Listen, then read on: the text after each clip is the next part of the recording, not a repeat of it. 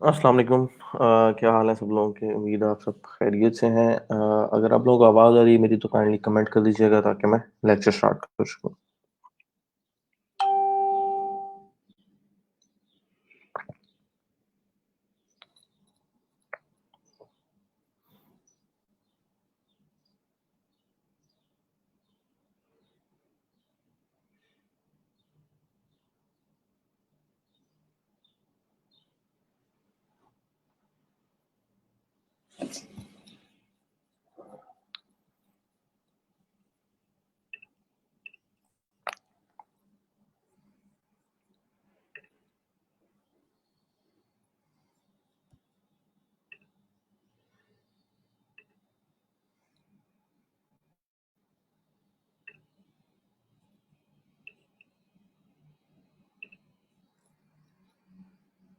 So can you guys listen to me?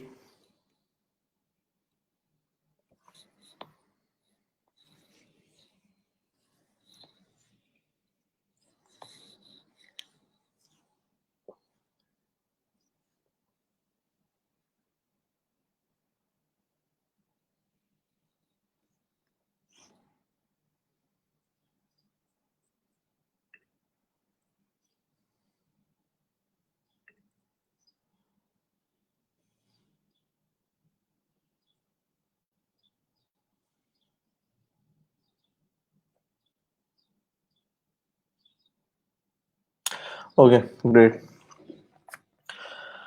Uh, Today we are going to start discussing what is structured query language. We discussed it yesterday a bit, and a few of you told that you do not know what is SQL and how to query things from DB. So some of you have requested to create or discuss content about SQL or a lecture over SQL. So we are doing that today. For reference, I'm opening W3 Schools SQL section ताकि आप future में यहाँ से consult कर सकें अगर कोई चीज़ आपकी मिस हो जाती है तो। ठीक है।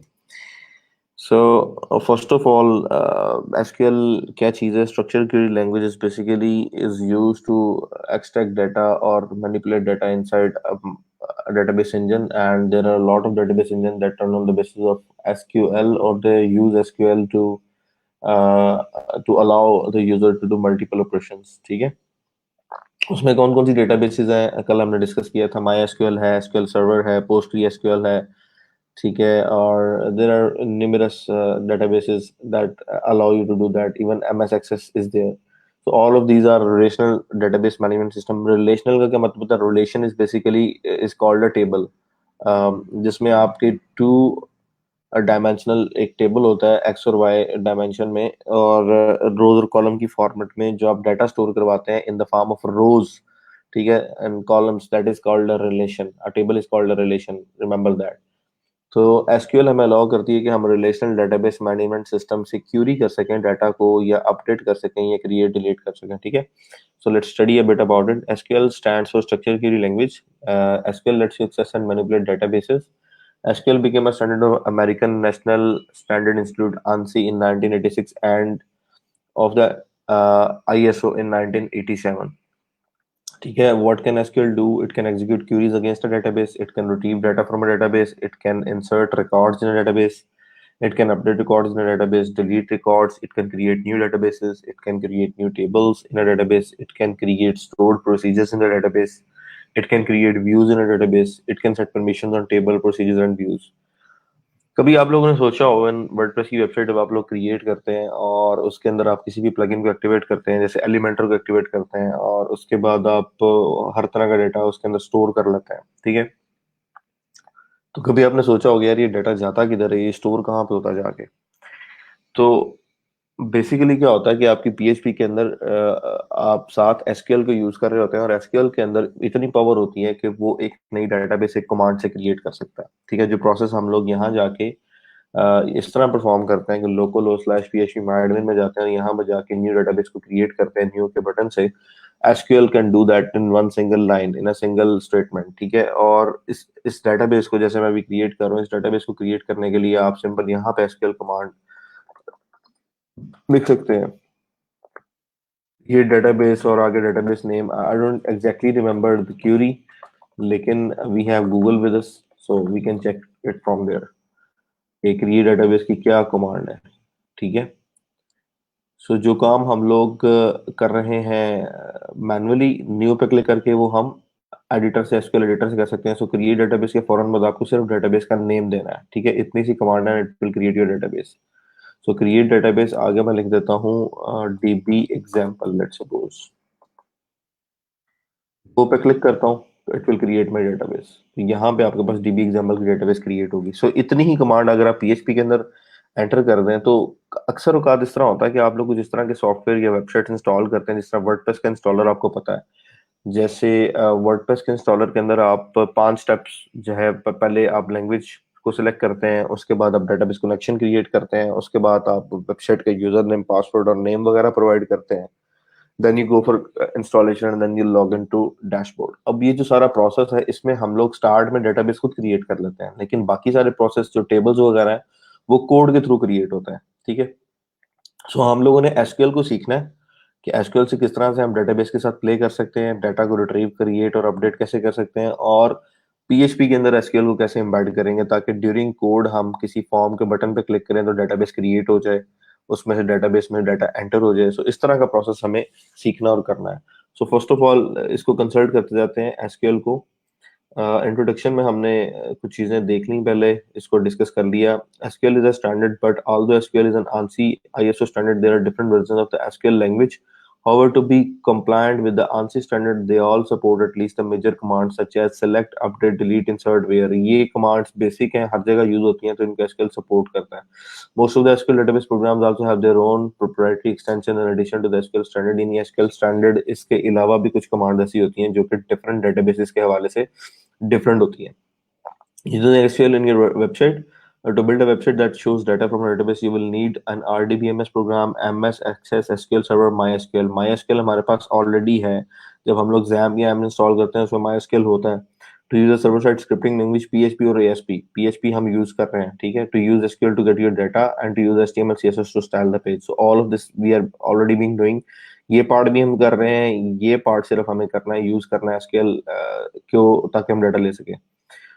RDBMS stands for Relational Database Management System। RDBMS is the basis for SQL and for all modern database systems such as MS SQL, IBM, DB2। ये different database engine है। Data in RDBMS is stored in database objects called tables। This is important कि RDBMS जो भी होगा उसमें data tables में आएगा, ठीक है। A table is a collection of related data entries and it consists of column and rows। Table क्या होता है, बेसिकली डाटा एंट्रीज होती हैं, उसमें कॉलम्स और रोज की फॉर्मेट है। Look at the customers table, ठीक है। जैसे ही एसक्यूएल की ये क्वेरी रन होगी तो कस्टमर्स के टेबल से हमारे पास डाटा आ जाएगा, ठीक है। जैसे सिलेक्ट स्टैटिक फ्रॉम कस्टमर्स किया, कल मैंने आपको तरीकाकार बताया था कि सबसे पहले ऑपरेशन, उसके बाद आप कॉलम बताएंगे।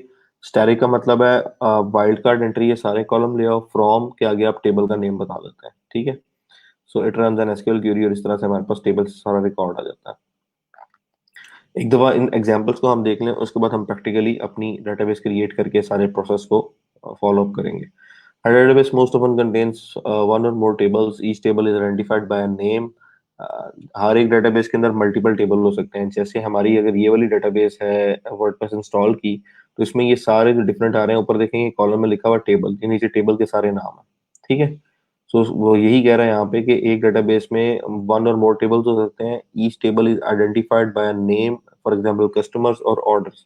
यहाँ पे देखें तो इस टेबल का नाम क्या है, WPWI comment Meta, WPWI comments, WPWI links. तो हर एक टेबल का नाम यहाँ पे हमें लिखा मिल रहा है। Again, in this tutorial, we'll use a well-known Northwind sample database included in MS Access और MS SQL Server। ये database already available है Northwind के नाम से।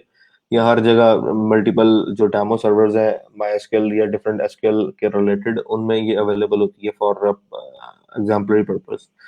तो उसी के ऊपर वो कह रहा है कि हम कुछ स्टेटमेंट्स रन करेंगे जिसमें हमारे पास कस्टमर का एक टेबल है, उसमें कस्टमर आईडी का कॉलम है, कस्टमर नेम का कॉलम है, कॉन्टेक्ट नेम का कॉलम है, एड्रेस का कॉलम है, सिटी का कॉलम है, पोस्ट कोड और कंट्री। तो टोटल 1 2 3 4 5 6 और 7 कॉलम है, ठीक है, और 5 रोज है।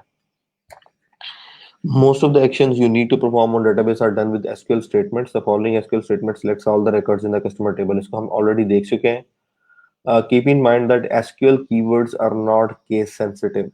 ये इंपॉर्टेंट चीज है कि आप समटाइम्स सेलेक्ट को स्मॉल सेलेक्ट लिख देते हैं, सिलेक्ट को लार्ज सेलेक्ट। केस इनसेंसिटिव का मतलब ये है केस इनसेंसिटिव कह लें या नॉट केस सेंसिटिव कह लें, मतलब कि अगर आप क्यूरी लिखते वक्त, अगर जैसे मैं इसके अंदर क्यूरी लिखता हूँ, मुझे इस टेबल से रिकॉर्ड लेना है और मैं लिखता हूँ क्यूरी, मैं लिख दूँ select asterisk from, table name आपका वही होना चाहिए जो एग्जिस्ट करता है, ठीक है। तो डाटा आ गया मेरे पास, ये मैंने सारा कैपिटल वर्ड्स में लिखा है। अगर मैं इसको सिलेक्ट को स्मॉल कर दूं, ठीक है, और इस फ्रॉम को भी स्मॉल कर दूं, तो that will not cause any difference, ठीक है, रिजल्ट मेरे पास सेम आएगा।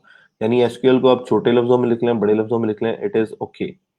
Semicolon after SQL statement. Some database systems require a semicolon at the end of each SQL statement. जैसे इस SQL statement के बाद semicolon नहीं लगी हुई, लेकिन अगर दो statements आएंगी तो दो semicolon यहाँ पे आएंगे। जैसे अगर मैं यहाँ पे लिखता हूँ select static from WP users और उसके बाद select ID from WP, ऊपर वाला ये मैं टेबल नेम कॉपी कर रहा हूँ। अब ये दो स्टेटमेंट्स हैं, ठीक है। गो करते हैं। You have entered in your SQL query, ठीक है। यहाँ पे अगर मैं सेमीकोलन देता हूँ, गो करता हूँ, सो इट अंडरस्टूड के दीज आर टू डिफरेंट रोज, और उसने दोनों के अलग अलग रिजल्ट निकाल दिए। सो हर एसक्यूएल स्टेटमेंट अगर आप कंप्लीट कर लेते हैं, उसके बाद आपके पास एक सेमीकोलन आना चाहिए। सेमीकोलन क्या होता है? Again semicolon is something, this is semicolon, ठीक है। अगर आप ये दो डॉट्स डालते हैं तो दिस इज कॉलन। शिफ्ट से आपके जो एंटर के लेफ्ट साइड पे डबल कोट्स और उसके लेफ्ट साइड पे ये सेमी कॉलन है। अगर आप शिफ्ट दबा के इस बटन को दबाएंगे तो कॉलन एंटर करेगा, अदरवाइज सेमी कॉलन। सो ये बड़ी बेसिक चीज है प्रोग्रामिंग के अंदर। तो हर एसक्यूएल स्टेटमेंट के एंड पे सेमी कॉलन होना लाजमी है। Some of the most important SQL commands कौन कौन सी हैं? सेलेक्ट है, extract data from data. Select क्या करती है? डेटाबेस से डाटा लेके आती है। अपडेट क्या करती है? डेटाबेस में एक स्पेसिफिक सेक्शन के ऊपर डाटा को अपडेट करा देती है। डिलीट की कमांड क्या करती है? Deletes data from a database. Insert into, inserts new data into database. Create database की कमांड डेटाबेस को क्रिएट करेगी। आल्टर डेटाबेस क्या करेगी? मॉडिफाई करेगी किसी भी डेटाबेस को। बनी हुई डेटाबेस के अंदर कोई चेंज करना है, उसका नाम चेंज करना है, उसको कॉपी करना है, उसके टेबल्स को कुछ करना है, so we can use alter database. Create table, हमारा एक नया टेबल क्रिएट कर देगा। अल्टर टेबल से क्या होगा? मॉडिफाई टेबल, हमारा कोई भी टेबल बना हुआ टेबल ऑलरेडी वो मॉडिफाई हो जाएगा कोड के थ्रू। ड्रॉप टेबल क्या करेगा? डिलीट कर देगा किसी भी टेबल को। क्रिएट इंडेक्स क्या करेगा? आपके एक कॉलम को एज एन इंडेक्स स्टोर करवा देगा। इंडेक्सिंग से हमारी सर्चिंग स्पीड अप हो जाती है। इंडेक्स कैसे क्रिएट करते हैं वो भी मैं आपके साथ शेयर कर दूंगा। ड्रॉप इंडेक्स, आप इंडेक्स को डिलीट करना चाह रहे हैं तो आप ड्रॉप इंडेक्स की कमांड यूज कर सकते हैं, ठीक है। तो ये सारी कमांड्स जो हैं हम लोग मैनुअली भी इन पे काम करते हैं, जीयूआई के थ्रू, ग्राफिकल यूजर इंटरफेस के थ्रू, और हम इनको इनके ऊपर कोड से भी काम कर सकते हैं। So first thing is SQL select statement. The select statement is used to select data from a database. The data returned is stored in the result table called the result set. यानी जब भी आप SQL की command चलाएंगे तो select की command क्या करेगी? डेटाबेस से डाटा लेगी और वापस डाटा लाके किसी रिजल्ट वाले टेबल में स्टोर करवा देगी। उसको रिजल्ट सेट बोलते हैं। सो सिलेक्ट कॉलम 1 कॉमा कॉलम 2। कल मैंने आपको बताया था कि पहली कमांड सिलेक्ट की, उसके बाद आप नंबर ऑफ कॉलम स्पेसिफाई कर देंगे या स्टैरिक दे देंगे। जैसे यहाँ पे स्टैरिक है, फ्रॉम के आगे टेबल नेम आ जाएगा। सो this is a simple SQL command. Select asterisk from, जो भी आगे टेबल नेम है आपकी डेटाबेस के अंदर आप वो देंगे। और अगर आपको दो कॉलम पिक करने हैं, जैसे हमने लास्ट टाइम इसको डिस्कस किया था कि इसके अंदर 5 रोज है टेबल के अंदर और 7 कॉलम है, इसमें से वो दो कॉलम पिक कर रहा है, कस्टमर नेम का और सिटी का। सो कस्टमर नेम का कॉलम सारा चाहिए और सिटी का कॉलम सारा चाहिए। आगे वेयर की कोई कंडीशन नहीं है, ठीक है। सो कस्टमर नेम का पूरा कॉलम आ जाएगा, सिटी का पूरा कॉलम आ जाएगा, यानी 5 की 5 रोज यहाँ से आ जाएंगी, 5 की 5 रोज यहाँ से आ जाएंगी। और अगर आप मल्टीपल कॉलम दे रहे हैं तो आप सेंटर में कॉमा यूज करेंगे, ठीक है। अगर इसको ट्राई आउट करें तो इस टाइम हमारे पास दो रोज आ रही हैं और डेटाबेस के उस टेबल के अंदर 91 रिकॉर्ड हैं इस टाइम। तो 91 की 91 रोज आ रही हैं। लेकिन अगर मुझे इस रिजल्ट सेट को श्रिंक करना है, मुझे इसमें से स्पेसिफिक डाटा लेना है, सो वहां पे मैं क्या कर सकता हूँ? जैसे इसमें मुझे चाहिए कस्टमर आईडी नंबर 3 का डाटा। तो कल मैंने आपको बताया भी था कि हमारे पास फिर डाटा सेट को कम करने के लिए, स्पेसिफाई करने के लिए वेयर की कमांड होती है, ठीक है। वेयर आगे आपको कॉलम नेम पता होना चाहिए। वेयर कस्टमर आईडी की कौन सी वैल्यू के ऊपर आप कंडीशन लगाना चाह रहे हैं? मैं चाहता हूं कि कस्टमर का नेम आए और कस्टमर की सिटी आए, लेकिन उस कस्टमर आईडी के लिए आए जिसकी वैल्यू 3 है। So where customer ID is equal to 3। तो वेयर जो क्लास है, वेयर की जो क्लॉज है, बेसिकली ये क्या करती है, आपके डाटा सेट को स्पेसिफाई कर देती है। आप अपनी मर्जी से सारे डाटा में से कोई एक रिकॉर्ड लेना चाह रहे हैं, तभी आपके पास एक रिकॉर्ड आ रहा है एंटियो मरीनो, ठीक है, और ये यहाँ पे इसके साथ मैच करेगा एंटोनियो मरीनो, तो इसके साथ ये मैच कर रहा है, ठीक है। So this is something that most of the people get confuse on the start, लेकिन where is the most easiest command जो कि हमारे डेटा सेट को रिड्यूस कर देती है और हमें स्पेसिफिक डाटा दे देती है। सो आगे चलते हैं। सिलेक्ट स्टैरी का मतलब मैंने आपको पहले ही बताया, जो कुछ टेबल में होगा, जितने कॉलम जितनी रोज होगी सब कुछ आ जाएगा। So insert the missing statement to get all the columns from the customers table. Insert the missing statement to get all the columns from customer table. So यहाँ पे आपको सारे कॉलम्स चाहिए एक टेबल में से, तो यहाँ पे क्या आएगा? सो ऑब्वियस बात है, यहाँ पे सिलेक्ट की कमांड आएगी। आगे सिलेक्ट स्टैरिक का मतलब होगा सारे कॉलम ले आओ, कहाँ से? कस्टमर के टेबल से। सबमिट करते हैं आंसर को,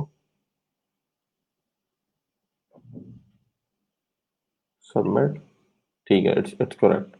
सो there are few exercises also, अगर आप इसको वन बाय वन करते जाएं तो you will have a very clear understanding of SQL. अच्छा जी, समटाइम्स इस तरह होता है कि आपके पास वैल्यूज जो होती हैं वो रिपीट हो रही होती हैं, ठीक है, और आप चाहते हैं कि जो भी रिकॉर्ड है मेरे पास डिस्टिंक्ट आए। The select distinct statement is used to return only distinct different values. Distinct का मतलब ये है कि अगर लेट सपोज दो रोज हैं, दोनों के अंदर यूजर का नेम जो है वो अली है, तो आप चाहते हैं कि दोनों में से किसी एक का नाम आए, ठीक है, ये पहले वाला अली आ जाए या बाद वाली आ जाए, तो मुझे अपने सिस्टम में से अली का रिकॉर्ड चाहिए, तो मैं डिस्टिंक्ट लगाऊंगा तो दोनों अली में से एक अली सिलेक्ट होगा। तो डिस्टिंक्ट का मतलब ये है कि आप जिन जिन कॉलम्स पर डिस्टिंक्ट लगा रहे हैं उन सब कॉलम्स की एक डिस्टिंक्ट वैल्यू आएगी। जैसे अगर यहाँ पे अल्फ्रेड्स की ये जो सारी वैल्यू है ये रिपीट हो रही हो किसी और रो के अंदर एग्जैक्टली exactly, तो दोनों में से कोई एक रो आएगी, ठीक है। तो यहाँ पे एग्जांपल इसकी प्रैक्टिकली देख लेते हैं। सिलेक्ट कमांड विदाउट डिस्टिंक्ट क्या करती है, जैसे इसके अंदर अगर आप देखें तो कंट्री की एग्जांपल के अंदर राइट नाउ कंट्री के कॉलम में आपके पास दो कंट्रीज ऐसी आ रही हैं जिनका नाम सेम है, दोनों का नाम क्या है? मैक्सिको है। लेकिन आपके यूज केस इस तरह का है कि आपको वेबसाइट में किसी जगह शो करवाना है कि हमारे जो टोटल नंबर ऑफ यूजर्स हैं वो किस कंट्री से हैं, तो वहां पे आपको डिस्टिंक्ट वैल्यू चाहिए। आपको हर कंट्री का नाम दोबारा नहीं चाहिए, आप चाहते हैं कि बस नंबर ऑफ कंट्रीज या नेम ऑफ कंट्रीज दिखा दें जहां पे हर कंट्री का नाम एक दफा आ रहा हो। सो अगर आप सिलेक्ट कंट्री फ्रॉम कस्टमर्स करते हैं, ठीक है, जरूरी नहीं है आप कस्टमर नेम सेलेक्ट करना, आप कंट्री का कॉलम भी सिलेक्ट कर सकते हैं, ठीक है। यहाँ पर राइट पे देखेंगे तो इस डेटाबेस के सारे कॉलम और उनके रिकॉर्ड्स आ रहे हैं। कस्टमर के 91 रिकॉर्ड्स हैं, कैटेगरीज के 8 हैं, एम्प्लॉयज के 10 हैं, ऑर्डर डिटेल्स का 518 है, ऑर्डर्स के 196 हैं, प्रोडक्ट्स के 77 है, शिपर्स 3, सप्लायर्स 29। तो ये हमारे पास सारे टेबल्स अवेलेबल है, और हर टेबल पे आप क्लिक करेंगे तो उसकी डिटेल आ जाएगी, ठीक है। So this is an exemplary database जिसके ऊपर आप अपने डिफरेंट कमांड्स को रन कर सकते हैं। So I am coming to customers, और यहाँ पे मुझे पता है कस्टमर में कंट्री का कॉलम आ रहा है और कंट्री के कॉलम के अंदर वैल्यूज जो है वो डुप्लीकेट है। सो select asterisk from, select asterisk नहीं, सिलेक्ट कंट्री, क्योंकि मुझे सिर्फ कंट्री का कॉलम चाहिए, फ्रॉम कस्टमर्स, ठीक है। तो कंट्री में देखें यहाँ पे जर्मनी, मैक्सिको, मैक्सिको अगेन, फिर Germany, and then you come to bottom, फिर मैक्सिको आ जाता है, फिर जर्मनी आ जाता है, फिर जर्मनी आ जाता है, और even France is getting repeated, ये फ्रांस आ गया, ये फ्रांस आ गया, Sweden is also getting repeated, ठीक है, ये स्वीडन ऊपर आया और ये स्वीडन नीचे आ गया। So it's like there are number of rows where name of the countries are same. So if you apply distinct here, अगर आप डिस्टिंक्ट का कीवर्ड यहाँ पे लगा दें, ठीक है, और अब इस क्यूरी को रन करें, तो आपके पास टोटल नंबर ऑफ रिकॉर्ड्स 21 हो चुके हैं। अब आपको यहाँ पे कोई भी कंट्री रिपीटेड नहीं मिलेगा। Germany, Mexico, UK, Sweden, France, Spain, Canada, Argentina, Switzerland, Brazil, Austria, Austria, Italy, Portugal, USA, Venezuela, so what ever the name of the countries, ये कहीं ऊपर नीचे रिपीट नहीं हो रहा। लेकिन अगर आप डिस्टिंक्ट की कमांड यहाँ से खत्म कर दें तो यू विल गेट 91 रिकॉर्ड्स जिसमें आपके बस रिपीटेड डेटा आ रहा है। सो अगर आपको किसी कॉलम की वैल्यू चाहिए और आप चाहते हैं कि वहां से हमें जो रिकॉर्ड मिल रहा है वो डिपेंड करता है आपकी रिक्वायरमेंट पे। अगर कहीं पे रिक्वायरमेंट आती है कि जी हमारे पास जिस तरह आप समटाइम्स क्यूरी करते हैं कि मेरे पास जी कस्टमर है 10,000 कस्टमर, आपको ये नहीं पता कि 10,000 कस्टमर किस सिटी से या किस कंट्री से है, या आपके टोटल नंबर ऑफ यूजर्स हैं वो टोटल कितनी सिटीज से हैं, तो आप फिर सिलेक्ट सिटी फ्रॉम कस्टमर्स पे लगाते हैं तो कस्टमर की सिटी निकलती है, लेकिन वो उसके अंदर लाहौर के अगर 50 कस्टमर है तो 50 दफा लाहौर लिखा आ जाएगा। तो डिस्टिंक्ट की कमांड यूज करेंगे तो आपका डाटा श्रिंक होके डिस्टिंक्ट हो जाएगा, रिपीटेड वैल्यूज नहीं आएंगी। ठीक है। दूसरा काउंट का आपके पास दिया हुआ है, the SQL statement list the number of different distinct customer countries. यानी आप सिलेक्ट करें और उसके बाद ये कहलाते हैं फंक्शन। आपके कमांड के फौरन बाद अगर आपके पास इस तरह से कोई कीवर्ड आ रहा है और उसके बाद दो ये पैरेंथेसिस यूज हो रही हैं, so that is called a function. तो आप काउंट कर सकते हैं, जैसे मैंने पहले बोला था कितनी सिटीज हैं जिनसे डिस्टिंक्ट यूजर्स आ रहे हैं। ठीक है। सो आप अब काउंट लगा रहे हैं कि जितनी डिस्टिंक्ट कंट्रीज हैं उनको काउंट करके ले आओ। ट्राई इट योरसेल्फ में आते हैं। यहाँ पे अगर आप देखेंगे तो अगर मैं ये पैरेंथेसिस खत्म कर देता हूँ तो ये बिल्कुल कमांड जैसे ओल्ड कमांड थी वैसे आ गई, डिस्टिंक्ट कंट्रीज लेके आओ। तो आपको पता लग रहा है नंबर ऑफ रिकॉर्ड्स 21 हैं। ठीक है, लेकिन रिजल्ट सेट में ये वैल्यू नहीं आएगी। रिजल्ट सेट आपका सिर्फ इतना होगा, ये सारा कॉलम आपका रिजल्ट सेट होगा। ठीक है। लेकिन अगर आप नंबर ऑफ रिकॉर्ड्स जानना चाह रहे हैं तो आप काउंट से वो काम कर सकते हैं। तो काउंट का फंक्शन लगाएं और अपना जो कॉलम है उसकी वैल्यू काउंट में दे दें। ठीक है। यानी काउंट के अंदर आप अपने कॉलम का नाम दे दें और अगर उस कॉलम की डिस्टिंक्ट वैल्यू चाहिए तो डिस्टिंक्ट का कीवर्ड लगा दें, अदरवाइज सिर्फ कॉलम दे दें। तो आप रन एसक्यूएल करेंगे तो आपको टोटल नंबर ऑफ रिकॉर्ड्स दिखा देगा कि 21 डिस्टिंक्ट कंट्रीज हैं इस डेटाबेस के अंदर। अगर मैं डिस्टिंक्ट खत्म करता हूं तो ये जितनी भी कंट्रीज हैं उनके रिकॉर्ड का काउंट दे देगा। 91 कंट्रीज हैं राइट नाउ। तो यहाँ तक समझ आ गई है? कोई इश्यू तो नहीं है किसी को? ये सिर्फ पैटर्न को समझने की जरूरत है। अगर आप पैटर्न को समझ जाते हैं एक दफा तो यही एसक्यूएल की कमांड है जो आप लोगों ने प्रोग्रामिंग में पीएचपी में या वर्डप्रेस में यूज करनी है अपने डेटाबेस से डेटा लेने के लिए। These are not very tough. Anyone who is not able to understand it?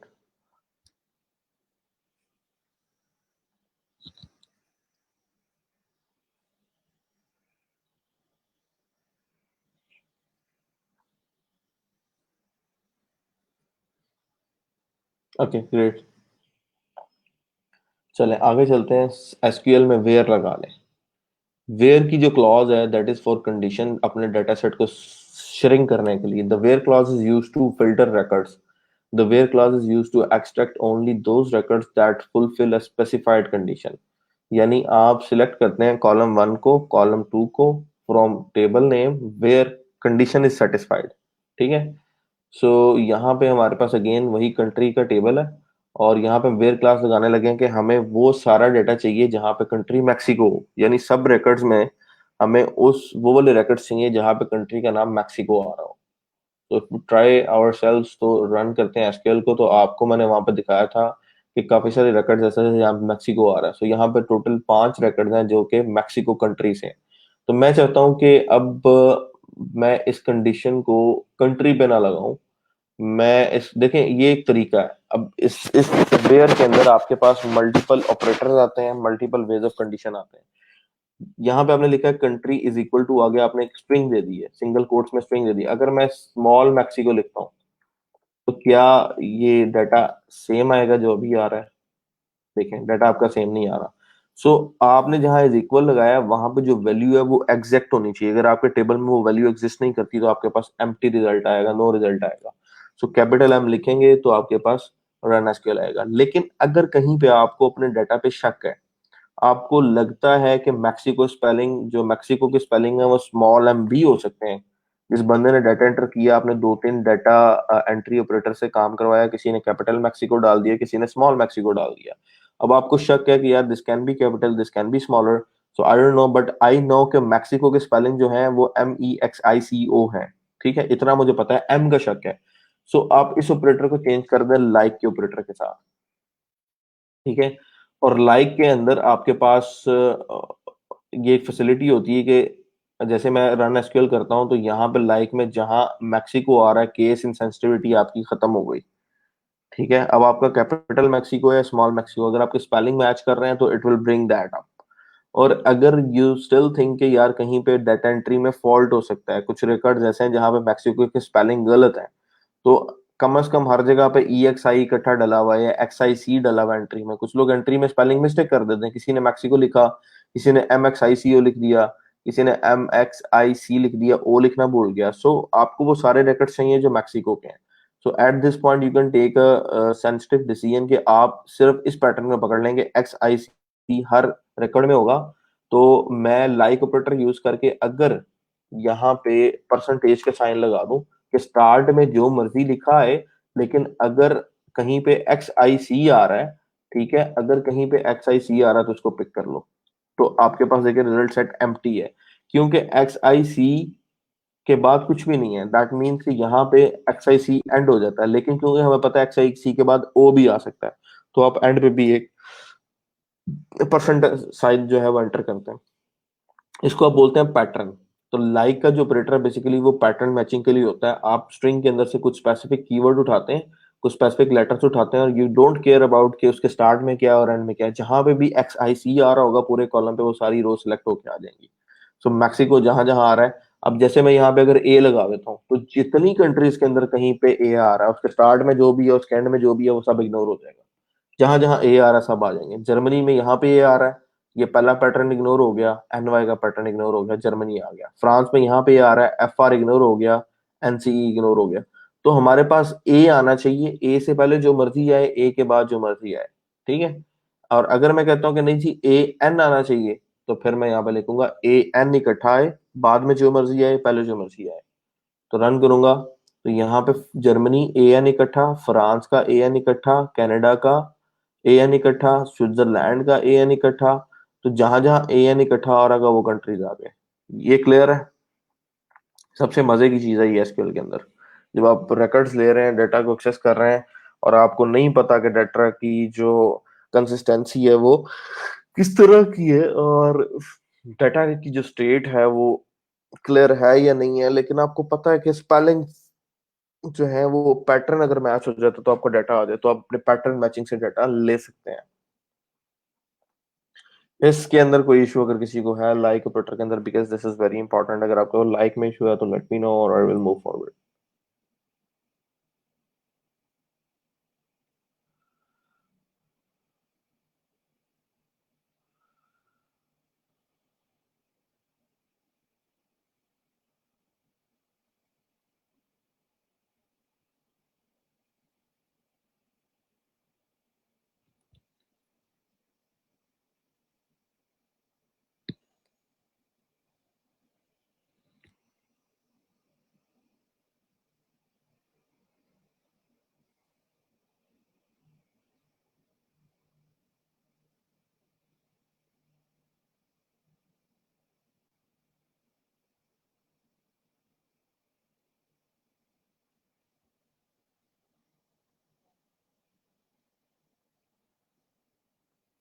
I think there is no issue, so I will move forward. अच्छा जी, वेयर में हम बात कर रहे थे, वेयर से आगे हमारे पास है एंड और नॉट। वेयर क्लास के अंदर जो है आप एंड और नॉट यूज कर सकते हैं। The where class can be combined with and or and not operators. The and or operators are used to filter records based on one or more conditions, ठीक है। आप वेयर में दो तीन कॉलम्स के ऊपर एंड और की कंडीशन लगा सकते हैं। And operator displays a record if all the conditions separated by and are true. जैसे एंड लगाया, ये कंडीशन मीट करती है, ये मीट करती है, ये मीट करती है, तो रिकॉर्ड ट्रू आएगा, यानी रिकॉर्ड आ जाएगा। और अगर और लगाया, इस ये मीट कर जाए या ये मीट कर जाए या ये तीनों ट्रू होनी चाहिए, इनमें से कोई एक भी ट्रू हो तो डेटाबेस से ये जो डाटा हम सिलेक्ट करवा रहे हैं ये आ जाएगा, ठीक है। एग्जाम्पल यहाँ पे देखते हैं। The table shows the complete customers table from Northwind database. The following SQL statement selects all the fields from the customer where country is Germany and city is Berlin. यानी country जर्मन हो और city Berlin हो, Germany और Berlin. तो यानी कि आप अब रिकॉर्ड को कर रहे हैं filter based on two columns, और आप चाहते हैं कि जो दो कंडीशन आपने लगाई हैं वो दोनों मैच करें, तब आपका रिकॉर्ड आए। तो कस्टमर के टेबल के अंदर कंट्री का कॉलम है, कंट्री के कॉलम के अंदर जर्मनी हो, एंड उसी रिकॉर्ड में सिटी के कॉलम में बर्लिन हो। तो यहाँ पे कौन सा ऐसा कंट्री है जिसका जर्मनी और बर्लिन है? जैसे ये वाला रिकॉर्ड है, कंट्री के कॉलम में जर्मनी है एंड सिटी के कॉलम में बर्लिन है, तो पहला रिकॉर्ड क्वालिफाई कर देगा, ये आ जाएगा। उसके बाद आगे जाते हैं, जर्मन और मनहाइम, ये नहीं आएगा क्योंकि ये सिटी का जो कंडीशन है वो फॉल्स हो जाएगी। Then we go ahead, Germany और एचन, नो ये भी नहीं आएगा। और जर्मनी और म्यूनिक, ये भी नहीं आएगा। और इसके आगे जर्मनी और ब्रांडनबर्ग, ये भी नहीं आएगा। आगे चलते हैं, जर्मनी फ्रैंकफर्ट, ये भी नहीं आएगा। डैन जर्मनी लेप्जिग, ये भी नहीं आएगा। जर्मनी कॉन, ये भी नहीं आएगा। और जर्मनी क्यून क्यूनवर्ल्ड, ये भी नहीं आएगा। तो रिकॉर्ड सिर्फ वो हमारा क्वालिफाई करेगा जिसमें जर्मनी के साथ बर्लिन का सिटी हो। सो कीप डिगिंग अनलेस के आपके पास यहाँ पे बर्लिन आ जाए। तो अभी तक मेरे पास यहाँ पे सिर्फ एक रिकॉर्ड आ रहा है। सो इस एसक्यूएल को मैं ट्राई आउट करने लगा हूँ। तो एक ही रिकॉर्ड है जिसमें जर्मनी के साथ बर्लिन सिटी मैच कर रहा है। ठीक है। अगर लेट सपोज मुझे इस कंडीशन को ट्रू करवाना है, यहाँ पे मैं लगा देता हूँ और।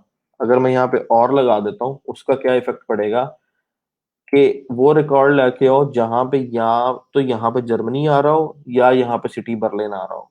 ठीक है। या यहाँ पे जर्मनी आ रहा हो, यहाँ पे सिटी या बर्लिन आ रहा हो। तो और में कोई ये कंडीशन भी ट्रू होगी तो सारा रिकॉर्ड कस्टमर का आ जाएगा। जैसे ही मैं इसको रन करता हूँ तो 11 रिकॉर्ड आ गए। तो जहां जर्मनी मैच हो गया वो रिकॉर्ड आ गया। यहाँ बर्लिन मैच हो गया, रिकॉर्ड आ गया। बर्लिन नहीं है, जर्मनी है, तो और कंडीशन से ट्रू, और से ट्रू, और से ये भी ट्रू, और से ये भी ट्रू।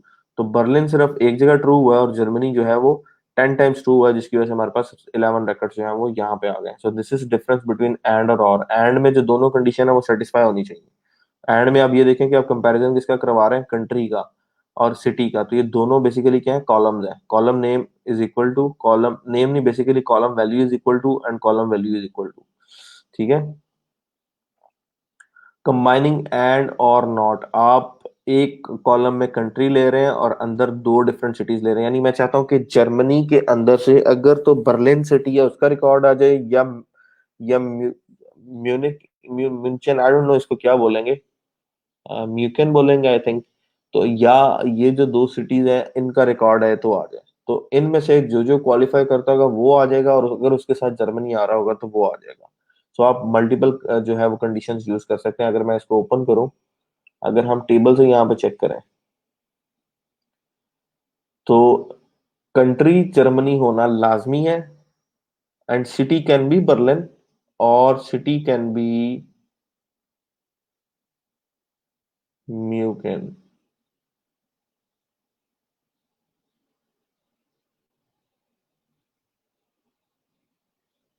तो जर्मनी के साथ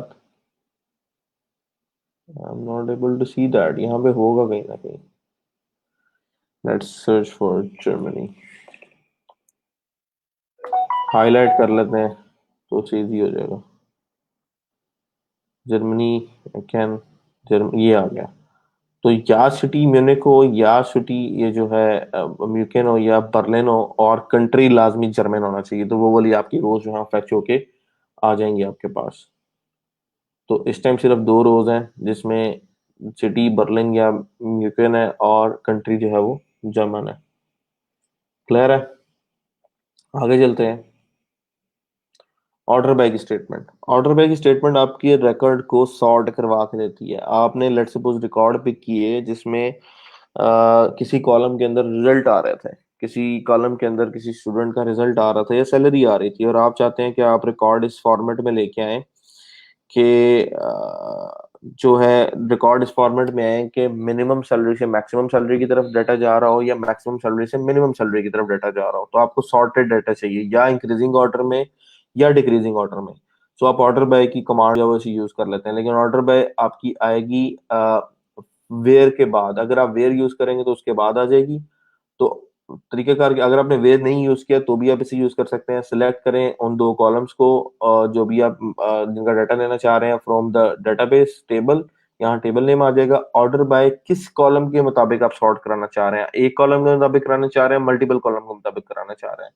तो आप कॉलम वन और कॉलम टू के मुताबिक सॉर्ट कराना चाह रहे हैं, असेंडिंग कराना चाह रहे हैं या डिसेंडिंग कराना चाह रहे हैं। ठीक है। अगर आप डिसेंडिंग यहाँ पे कुछ भी नहीं लिखते, ये टाइप ऑफ सॉर्ट नहीं लिखते, तो बाय डिफॉल्ट असेंडिंग होती है। लेकिन अगर आप लिखते हैं तो आप डिसेंडिंग लाजमी लिखेंगे, अगर आप नहीं लिखेंगे तो बाय डिफॉल्ट असेंडिंग होगी। अगर आप लिख भी देते हैं ASC तो कोई इश्यू नहीं है। जैसे ये कस्टमर का टेबल है। The SQL command select all the customer from the table record sorted by the country column. अब कंट्री कॉलम क्योंकि अल्फाबेट्स हैं, अल्फाबेट्स के मुताबिक आपके पास जो है ABC के हवाले से पहले A वाले आने चाहिए कंट्री, फिर B वाले, फिर C वाले, फिर D वाले, फिर E वाले। सो अगर मैं इस एग्जांपल को यहाँ पर रन करता हूँ तो लेट्स सी। तो अगर उसने ऑर्डर बाय कंट्री किया है तो मैंने आपको बोला था कि यहाँ पे बाय डिफॉल्ट अगर आप ऑर्डर की टाइप नहीं बताते तो बाय डिफॉल्ट असेंडिंग होगी।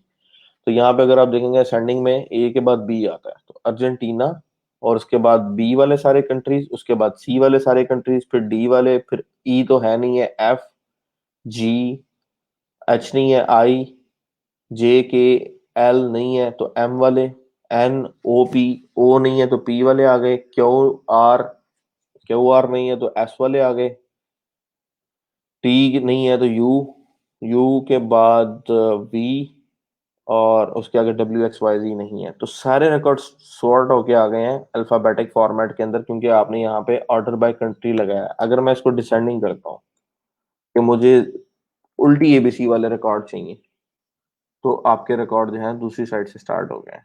ठीक है।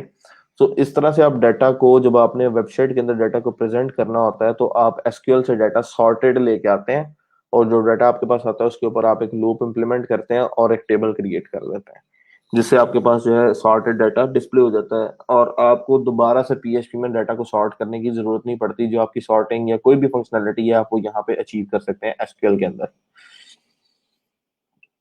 इंसर्ट इनटू नया रिकॉर्ड एंटर करने के लिए आपने किसी टेबल में नई वैल्यू एंटर करनी है तो आप इंसर्ट इनटू की कमांड यूज करते हैं। इंसर्ट इनटू के आगे टेबल नेम बताएं, और जिस जिस कॉलम में आप वैल्यू एंटर करना चाह रहे हैं उस कॉलम का नाम बताएं, और वैल्यूज के आगे आप बता दें क्या क्या वैल्यू आपने एंटर करनी है। ठीक है। जैसे कस्टमर के टेबल के अंदर हम एक नया रिकॉर्ड एंटर करना चाह रहे हैं तो हम लिखते हैं insert into customers, customer name के अंदर वैल्यू लगाओ जो वैल्यूज में पहली वैल्यू आ रही है। तो कस्टमर नेम में क्या होगा, कार्डिनल, कॉन्टेक्ट नेम में क्या होगा, टॉम बी, और एड्रेस में क्या होगा, स्कैजन, सिटी होगी स्वेंजर, पोस्टल कोड 5006, कंट्री नॉर्वे। तो अभी तक मेरा ख्याल नॉर्वे का अगर कोई रिकॉर्ड यहाँ पे है या नहीं, वी कैन सी दैट। कहाँ से चेक कर सकते हैं, पिछली किसी एसक्यूएल को ओपन करते हैं और यहाँ से कस्टमर के टेबल पे क्लिक करते हैं और यहाँ से देखते हैं क्या नॉर्वे की कोई एंट्री यहाँ पे है right now. I don't think so कि यहाँ पे एन की कोई एंट्री है। हाँ, नॉर्वे की एक एंट्री है राइट नाउ इस पूरी डेटाबेस के टेबल के अंदर। नॉर्वे की एक एंट्री है 70 नंबर पे। अगर अब हम इस कमांड को रन करते हैं जो अभी हमने ओपन की है, आ, मुझे एक दफा उस टैब पे जाना है।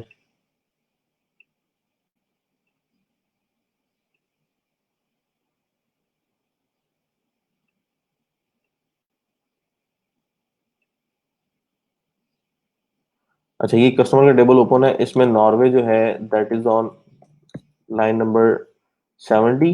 ठीक है। और अब मैं इस कमांड को रन करने लगा हूं जो यहाँ पे लिखी हुई है, insert into Norway. Try it yourself में आता हूँ। अब इंसर्ट इनटू कस्टमर्स, अब कार्डिनल और टॉम बी। कार्डिनल उसका कस्टमर नेम है, कॉन्टैक्ट नेम है टॉम बी। रन एसक्यूएल करता हूँ तो you have made changes to database row affected one, ये रिस्पांस आपको मिलता है जब भी आप क्यूरी से डाटा एंटर करवाते हैं। अब अगर हम इस कंट्री के टेबल के ऊपर दोबारा क्लिक करें, कस्टमर के टेबल के ऊपर, तो 92 रिकॉर्ड हो गए हैं, एक रिकॉर्ड और एंटर हो गया है, और that new record is for Norway. ठीक है। ये आ गया नॉर्वे का नया रिकॉर्ड 92 नंबर पे, कार्डिनल टॉम बी। तो इंसर्ट इनटू की कमांड क्या करती है, आप इंसर्ट इनटू के आगे कस्टमर का नेम टेबल का नेम बता देते हैं। यहाँ पे टेबल नेम आ गया, यहाँ पे कॉलम्स आ गए। अगर लेट्स सपोज आपको 3 कॉलम्स में वैल्यू एंटर करवानी है, कस्टमर नेम में, कस्टमर कॉन्टेक्ट नेम में और सिटी में, तो आप 3 कॉलम्स के यहाँ पे नाम लिखेंगे और 3 वैल्यूज देंगे। लेकिन अगर उन 3 कॉलम्स के अंदर कोई जो है वो कॉलम आ रहा है तो क्योंकि कुछ समटाइम इस तरह होता है कि लोग सिर्फ वैल्यूज प्रोवाइड कर देते हैं और कॉलम नेम नहीं प्रोवाइड करते, वो इस वजह से क्योंकि वैल्यूज के अंदर वो सब कॉलम्स की वैल्यू दे देते हैं, तो ऑटोमेटिकली पहली वैल्यू पहले कॉलम में चली जाती है, दूसरी दूसरे में, और सो ऑन, इसी तरह से सारे कॉलम्स पॉपुलेट हो जाते हैं। लेकिन कभी अगर आपको किसी रिकॉर्ड को एंटर करना है और आप 3 वैल्यूज, 5 कॉलम, और आप 3 कॉलम की वैल्यूज देना चाह रहे हैं, तो डेफिनेटली आपको फिर यहाँ पे कॉलम नेम भी बताने पड़ेंगे और वैल्यूज भी बतानी पड़ेंगी। एंड समटाइम अगर आप किसी कॉलम में वैल्यू नहीं देना चाह रहे तो आप यहाँ पे एक एम्प्टी स्ट्रिंग पास कर सकते हैं, वैल्यू को खत्म कर दें और सिंपल एम्प्टी स्ट्रिंग पास कर दें। लेकिन उसके लिए जरूरी है कि क्या वो कॉलम जो है, मैं यहाँ पे कॉर्डिनल एग्जाम्पल के नाम से एक एंट्री कर रहा हूँ और एड्रेस को मैं यहाँ पे जो है वो एम्प्टी रख रहा हूँ। अब एंट्री करते हैं तो 93 रिकॉर्ड हो गए। कस्टमर के टेबल पे क्लिक किया तो यहाँ पे अगर आप लास्ट पे देखेंगे तो आपका रिकॉर्ड एंटर हो गया, लेकिन एड्रेस जो है वो एम्प्टी है। Address is an empty string. तो उसके लिए जरूरी है कि उस कॉलम की डेफिनेशन में डिफाइन किया गया हो कि क्या ये नल वैल्यूज को एक्सेप्ट करता है, क्योंकि यहाँ पे अभी नल वैल्यू है। तो अगर कोई कॉलम नल वैल्यू एक्सेप्ट नहीं करेगा तो आपके पास एरर आना शुरू हो जाएगा, और अगर वो नल वैल्यू एक्सेप्ट करता है तो आपकी यहाँ पे वैल्यू नल होगी, बाकी सारे कॉलम जो है पॉपुलेट हो जाएंगे। ठीक हो गया। चलें इसको रिपीट करते हैं।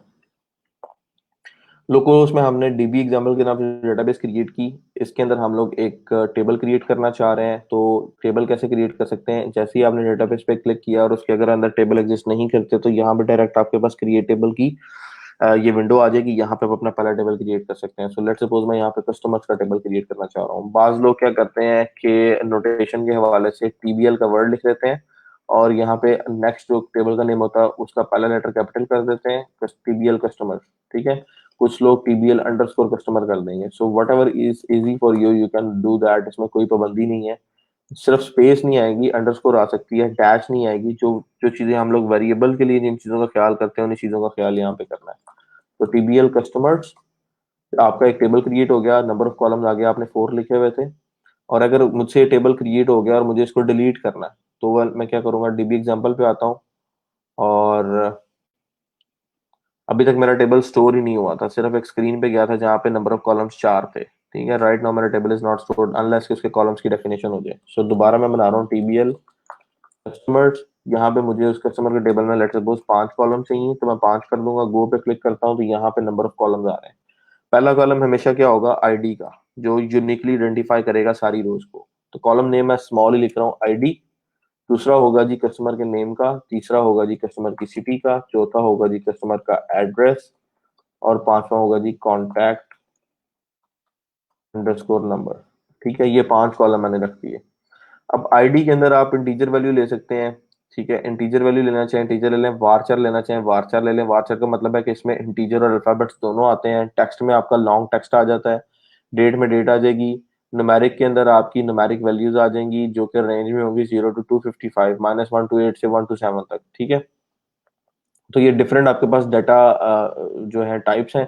आपको इसमें परेशान होने की जरूरत नहीं है। नॉर्मली या हम इंटीजर यूज करते हैं या वारचर यूज करते हैं या लॉन्ग टेक्स्ट, अगर किसी के अंदर पैराग्राफ वगैरह स्टोर करवाना हो किसी कॉलम के अंदर तो हम लॉन्ग टेक्स्ट का यूज कर लेते हैं। ये 3 डाटा टाइप्स नॉर्मली यूज होती हैं। और समटाइम्स आप ये ब्लॉब की डीबी देखेंगे, ब्लॉब के अंदर आपका बाइनरी डाटा स्टोर होता है। जब आप डिफरेंट ऑब्जेक्ट स्टोर करवा रहे होते हैं डीबी के अंदर तो ये आपको भी क्रिएट करने की जरूरत नहीं है। ये ऑटोमेटिकली आपको डिफरेंट सीएमएस पे काम करेंगे, ये काम खुद ही कर देंगे वो। सो हमें इंटीजर वैल्यू स्टोर करवा रहे हैं और उसकी लेंथ जो है दैट कैन बी 30, और वैल्यू की लेंथ कैन बी 30। और डिफॉल्ट यहाँ पे क्या बाय डिफॉल्ट वैल्यू नल होगी या बाय डिफॉल्ट करंट टाइम, जैसे करंट टाइम स्टैम्प का मतलब है जैसे ही आप एंट्री करते हैं तो आपके जो इस आईडी के कॉलम के अंदर ऑटोमेटिकली टाइम की एंट्री हो जाए या नल हो जाए या एज डिफाइंड जो भी वैल्यू आप डिफाइन करेंगे वो यहाँ पे आ जाएगी। मैं चाहता हूँ जब भी नई एंट्री हो यहाँ पे 23 लिखा आ जाए, तो हर कॉलम में जब भी नई एंट्री होगी बाय डिफॉल्ट 23 लिखा आ जाएगा। अगर यूजर एसक्यूएल कमांड में इंसर्ट इनटू में वैल्यू नहीं देता कॉलम की तो 23 लिखा आ जाएगा। लेकिन मुझे यहाँ पे कुछ नहीं चाहिए डिफॉल्ट में। कोलेशन छोड़ दें। एट्रीब्यूट्स के अंदर आप इसकी भी आपको जरूरत नहीं है। ये नल है, दिस इज इंपॉर्टेंट। आईडी के अंदर कभी भी आपने नल एंटर नहीं करना, क्योंकि अगर आप नल एंटर कर देंगे तो काफी सारे रिकॉर्ड ऐसे होंगे जिनकी आईडी ही नहीं होगी, तो हम डाटा को डिफरेंशिएट नहीं कर सकेंगे। सो यहाँ से नल खत्म कर दें और इस ऑटो इंक्रीमेंट को ट्रू कर दें। ऑटो इंक्रीमेंट को ट्रू करने का मतलब ये है कि इसकी जितनी भी नए रिकॉर्ड एंटर होंगे बाय डिफॉल्ट पहले रिकॉर्ड को वैल्यू 1 लगेगी, दूसरे को 2, तीसरे को 3, 4, 5, 6। तो हर दफा जब भी नई एंट्री जाएगी डाटाबेस के अंदर आईडी का कॉलम अपने नंबर को अपडेट करता जाएगा। हर रिकॉर्ड की स्पेसिफिक आईडी खुद बहुत असाइन होती जाएगी। इसको गो कर दें, कमेंट्स में कुछ नहीं चाहिए। हाँ, और दैट्स बैड, दोबारा करना पड़ेगा। आईडी इंट 30, नॉर्मली लोग 11 डिजिट का करते हैं, मैं 30 कर रहा हूँ यहाँ पे। और ऑटो इंक्रीमेंट ट्रू और प्राइमरी। ठीक है। And next is name. Name के कॉलम के अंदर आप यहाँ पे वार्कर सेलेक्ट कर लें। इसकी लेंथ 255 करेक्टर, मैक्सिमम 255 करेक्टर से ज्यादा किसका नाम हो सकता है। और एट्रीब्यूट्स में नेम नल हो सकता है किसी बंदे का, और ये ऑटो इंक्रीमेंट नहीं होगा। आगे आ जाएं। नेम के बाद है जी हमारे पास एड्रेस कर लें। एड्रेस भी वेरिएबल करेक्टर है, अगर बहुत लंबा एड्रेस है तो लॉन्ग कर लेंगे, नहीं तो वेरिएबल करेक्टर 255 इज ओके। और यहाँ पे ये नल हो सकता है एड्रेस, और बस इट्स इनफ। यहाँ पे आए, एड्रेस के आगे आपके पास लेट्स सपोज सिटी है, सिटी भी वार आप कर लेंगे, 255 कर लेंगे, और सिटी कैन बी नल। और नेक्स्ट जो है हमारे पास दैट इज कॉन्टैक्ट नंबर। ठीक है, ये नल नहीं होना चाहिए, कॉन्टैक्ट नंबर में वाचर 255 रखें, 255 करेक्टर रखें, और ये नल नहीं होना चाहिए। ये चेक बॉक्स जो है अगर आप रहने देंगे तो उसमें नल एंट्री नहीं जाएगी। ठीक है, तो अब ये मैंने टेबल की डेफिनेशन क्रिएट कर ली, तो यहाँ पे ये मेरे पास सेव का बटन है, इस पर क्लिक करता हूँ, इससे मेरा एक टेबल क्रिएट हो जाएगा। अब जब भी मैं इस डीबी एग्जाम्पल पर क्लिक करूंगा तो टीबीएल कस्टमर का टेबल मुझे मिल रहा है। ठीक है, टीबीएल कस्टमर पे क्लिक करूंगा तो मुझे उसका इसके सारे रिकॉर्ड्स मिल जाएंगे। अभी इसमें कोई रिकॉर्ड नहीं है, तो यहाँ पे ये देख रहे हैं आप, इंसर्ट की ऑप्शन है, आपने टेबल को सिलेक्ट किया, इंसर्ट पे क्लिक किया, तो आपके पास एक विंडो आ जाएगी जहाँ पे आप इंसर्शन कर सकते हैं। तो यहाँ पे फंक्शन आ रहे हैं, आपको फंक्शन कोई नहीं लगाना, सिर्फ आप वैल्यू देना चाह रहे हैं। तो फर्स्ट ये जो है प्राइमरी की है आपकी आईडी, प्राइमरी की यहाँ पे बताई होगी। जैसे मैं स्ट्रक्चर में आता हूँ तो टेबल का पूरा स्ट्रक्चर आ रहा होगा, ये एक येलो कलर की आ रही है यहाँ पे, इसका मतलब है प्राइमरी। और यहाँ पे लिखा हुआ ऑटो इंक्रीमेंट, तो जब भी आपने इंसर्शन करनी है आपको आईडी की वैल्यू देने की जरूरत नहीं है।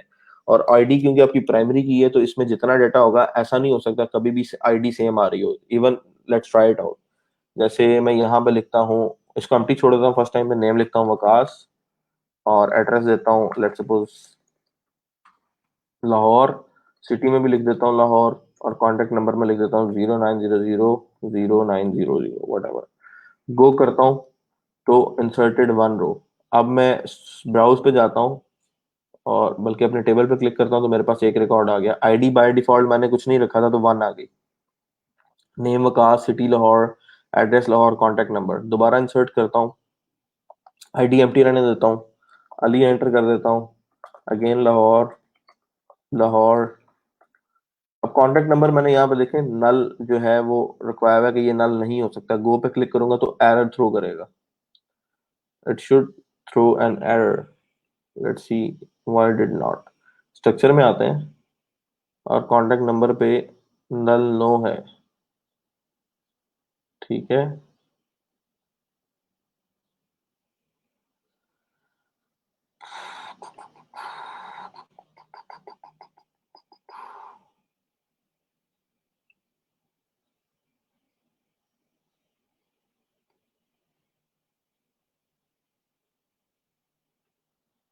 well it will throw an error when we'll be doing through programming. I don't know why I did not create an error through this screen. Let's do another test. ये empty है properly,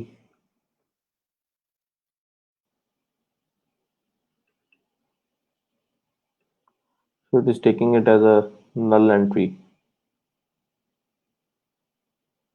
यहाँ पे देखें तो null पास कर रहा है साथ,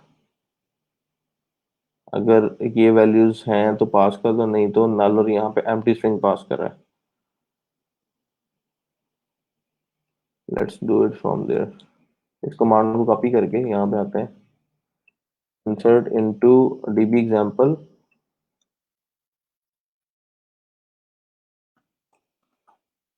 insert into, यहाँ से एक कमांड पूरी आप कॉपी कर लें और अपने कॉलम नेम चेंज कर लें। insert into tbl customers, और आईडी में कुछ भी स्टोर नहीं करवाना, आईडी का कॉलम खत्म कर दें। यहाँ पे आप नेम का कॉलम पिक करें, कॉमा लगाएं, ये राइट साइड में आपको कॉलम आ रहा है, डबल क्लिक करेंगे कॉलम ऑटोमेटिकली इंसर्ट हो जाएगा, नेम, एड्रेस, सिटी। ठीक है, ये तीन वैल्यूज मैं एंटर कर रहा हूँ। ठीक है, और इनकी वैल्यूज जो है वो मैं क्या एंटर करने लगा हूँ, पहली में कार्डिनल, दूसरी में एड्रेस में हम एंटर कर देते हैं मे बी GRW गुजरांवाला के लिए, और सिटी में लेट्स सपोज हम गुजरांवाला लिख देते हैं।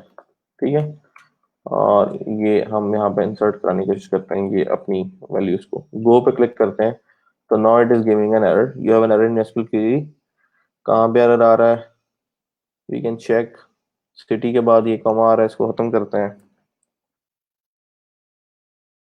इंसर्शन हो रही है, बट जो हमारा नॉट नल है, this is not being followed, why is not being followed, इसको चेक करने की जरूरत है, क्योंकि इस नल के अंदर अगर नो आ रहा है, इसका मतलब ये है कि आप इसमें वैल्यू स्टोर जो है जब तक नहीं करवाएंगे, data should not be entered. तो why it is allowing us to enter the data?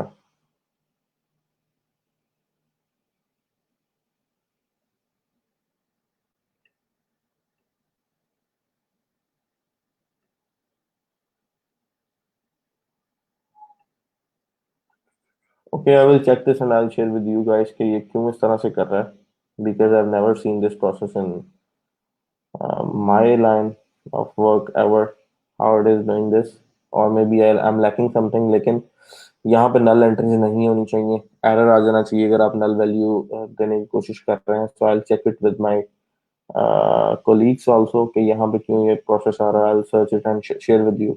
लेकिन जो क्यूरी इंसर्ट करने का तरीका है वो यही है, आप चाहे यहाँ से मैनुअली जीयूआई से एंटर कर लें, चाहे आप यहाँ पे एसक्यूएल कमांड लिख के एंटर कर लें। तो आपने जो एसक्यूएल कमांड से डाटा एंटर किया है वो आपके पास यहाँ पे आ गया, 5 cardinal GRW and Gujranwala and contact number is empty there. ठीक है, दोबारा इसी कमांड को मैं यहाँ पे लिख रहा हूँ, नेम में ये आ गया, एड्रेस में ये आ गया, सिटी में ये आ गया, और let's suppose if I put a contact number there,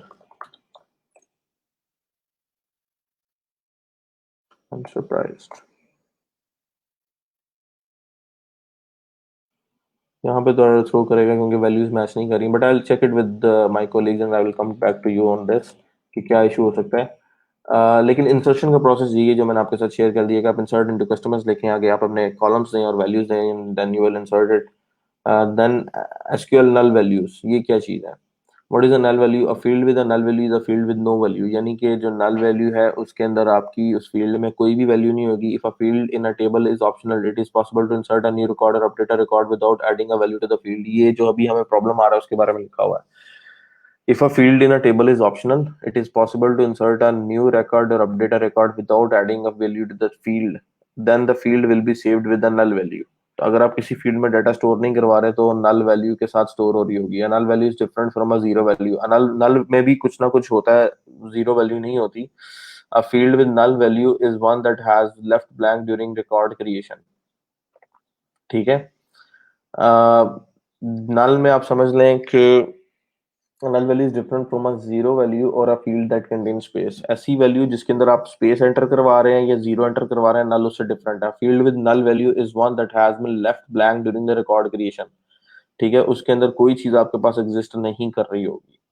how to test for null values? It is not possible to test for null values with comparison operators, यानी आप अगर किसी कॉलम की वैल्यू को टेस्ट करना चाह रहे हैं और उसके अंदर नल वैल्यू एंटर है तो आपके कंपैरिजन ऑपरेटर्स वहां पे फेल हो जाएंगे। ग्रेटर देन लेस देन की जो वैल्यूज अगर आप कंपेयर करना चाह रहे हैं उस नल के साथ, तो these operators will not work. We will have to use the is null and is not null operators. जैसे अभी जैसे हमने रिकॉर्ड एंटर किया है और इसी रिकॉर्ड में हम आते हैं और मैं चेक करना चाह रहा हूँ कि वो वाले सारी रिकॉर्ड्स ले जहाँ पे कॉन्टेक्ट नंबर जो है वो नल है। तो if I write a query select historical customers where contact number is where contact number is equal to empty space. ठीक है, यही एंट्री करवाते वक्त तो हमने यही ऑपरेटर एंटर किया था तो एंट्री हो गई थी। तो गो करते हैं तो ये सारे रिकॉर्ड हमारे पास आ गए। ठीक है, सो जो इसके कहने का मतलब है उसके मुताबिक ये है कि आपको इस नल का ऑपरेटर यूज करना पड़ेगा जहां पे नल रिकॉर्ड आ रहा होगा। जैसे इसी स्ट्रक्चर को मैं चेंज करता हूँ, इस कॉलम को मैं चेंज करता हूँ और बाय डिफॉल्ट इसमें अगर कोई वैल्यू नहीं आ रही तो नल वैल्यू आ जाए, मैं यहाँ पे सेव कर देता हूँ। ठीक है, अब एसक्यूएल में आके मैं अपनी इंसर्शन दोबारा करता हूँ।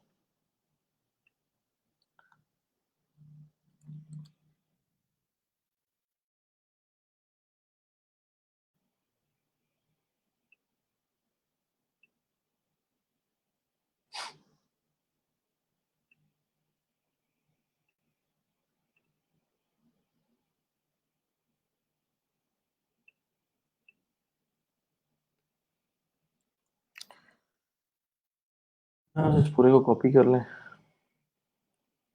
It will be easy for us. PBL customers, और आगे मैं वैल्यू दे देता हूँ, आगे मैं कॉलम नेम दे देता हूँ। कॉलम नेम के अंदर मैं पिक कर लेता हूँ नेम को, कॉमा के बाद एड्रेस को और उसके बाद सिटी को, और यहाँ वैल्यू दे देता हूँ नेम की एस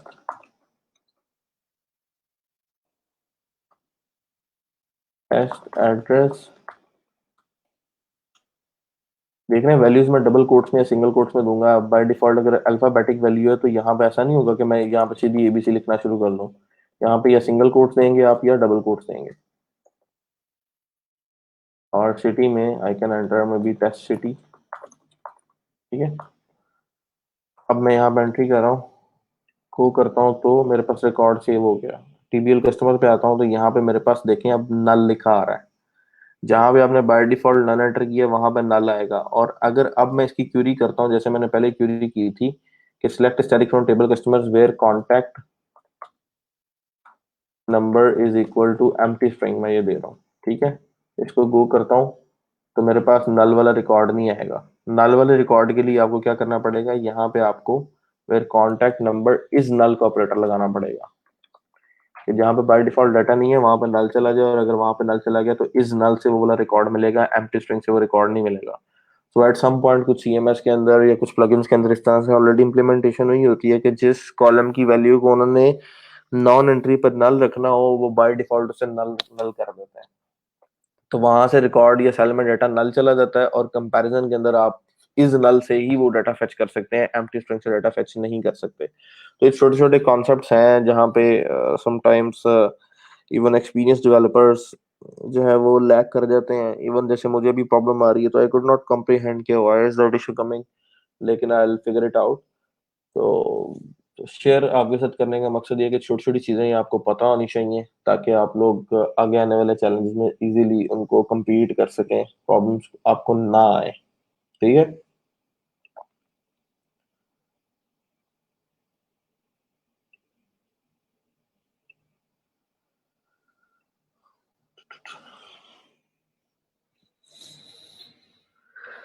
यहाँ तक अपने जो कुछ किया है, अगर किसी को कोई इशू है इसके अंदर कोई प्रॉब्लम है तो you can discuss with me.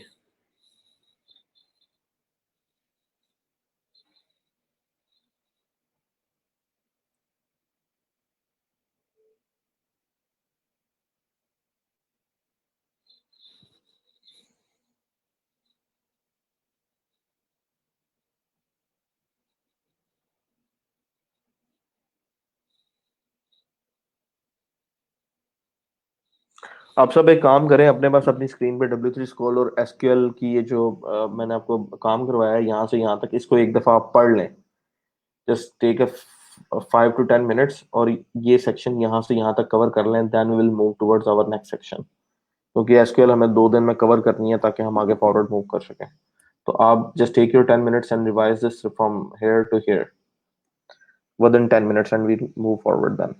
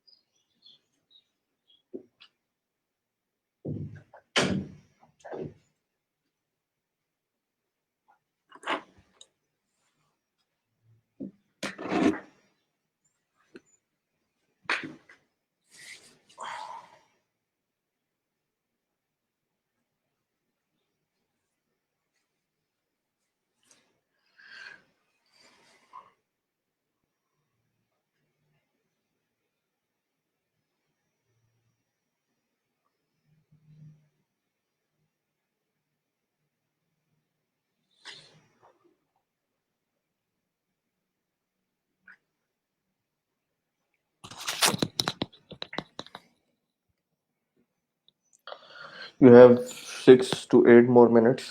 इसको कवर कर लें देन वी मूव फॉरवर्ड. एक दफा पढ़ लें, अगर कहीं पे आपको इशू है तो यू कैन आस्क मी.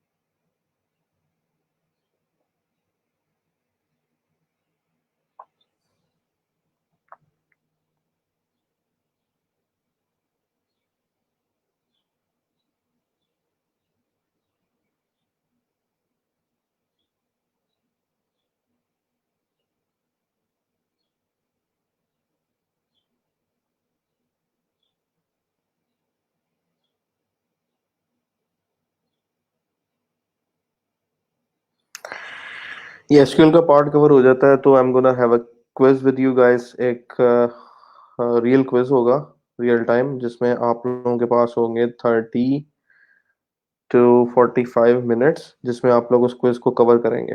ठीक है. और that will be a real time quiz regarding the SQL. उसमें डिफरेंट कमांड्स होंगी, जिसमें आपको कमांड्स को, रिक्वायरमेंट को देखते हुए डेटाबेस के टेबल आपको मिलेंगे, जिसमें से आपको डाटा निकालना होगा. ठीक है. डाटा फेच आउट करेंगे आप, और उसकी बेस पे नंबरिंग होगी, and then I able to figure out कि कितने लोग ऐसे हैं जिनको एसक्यूएल का वाकई आइडिया हो गया है. तो अगर आप इसको बिल्कुल ऊपर से गुजार रहे हैं तो ऐसा मत कीजिएगा, क्योंकि फिर आपसे वो क्विज क्लियर नहीं होगा. ठीक है. सो क्विज इंशाल्लाह कल या परसों आने वाले 1-2 दिनों के अंदर मैं फाइनलाइज करके ड्यूरिंग लेक्चर आपके साथ शेयर करूंगा, और आपको रियल टाइम में नेक्स्ट 30-45 मिनट्स में उसको कंप्लीट करना होगा.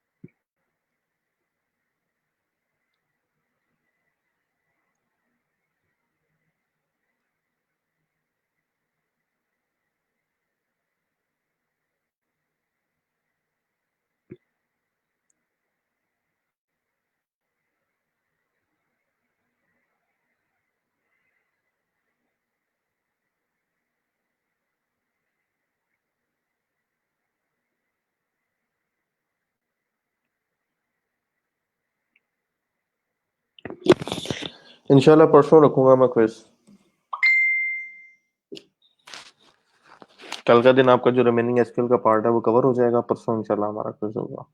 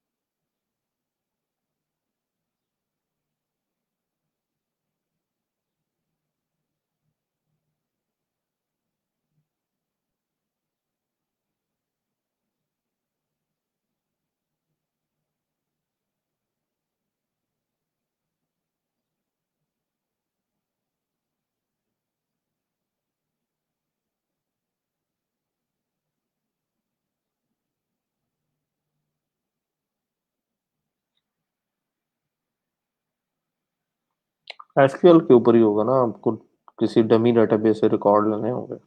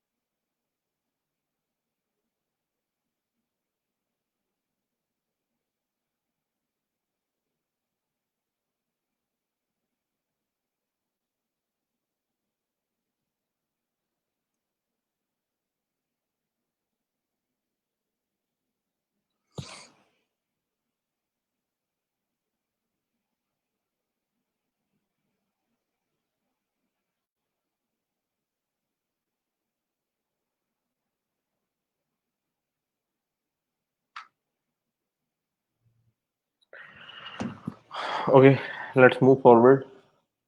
Next is SQL update. Update की कमांड क्या करती है, आपको हेल्प आउट करती है, वो अपने डाटा को अपडेट कर लें, और अपडेट के अंदर आप वैल्यूज बताते हैं और कॉलम्स बताते हैं। बेसिकली किस तरह से आपने अपडेट की कमांड रन करनी है। Then your comes the table name, customer table, and आप सेट करते हैं किस कॉलम की वैल्यू को किस वैल्यू के इक्वल आपको सेट करना है। जैसे नेम इज इक्वल टू आगे उसकी value, ID is equal to, ID तो आप नहीं चेंज करेंगे, address is equal to value, तो आगे वेयर कंडीशन में बता देंगे कि आप किस आईडी का जो है वो ये वैल्यू चेंज करना चाह रहे हैं।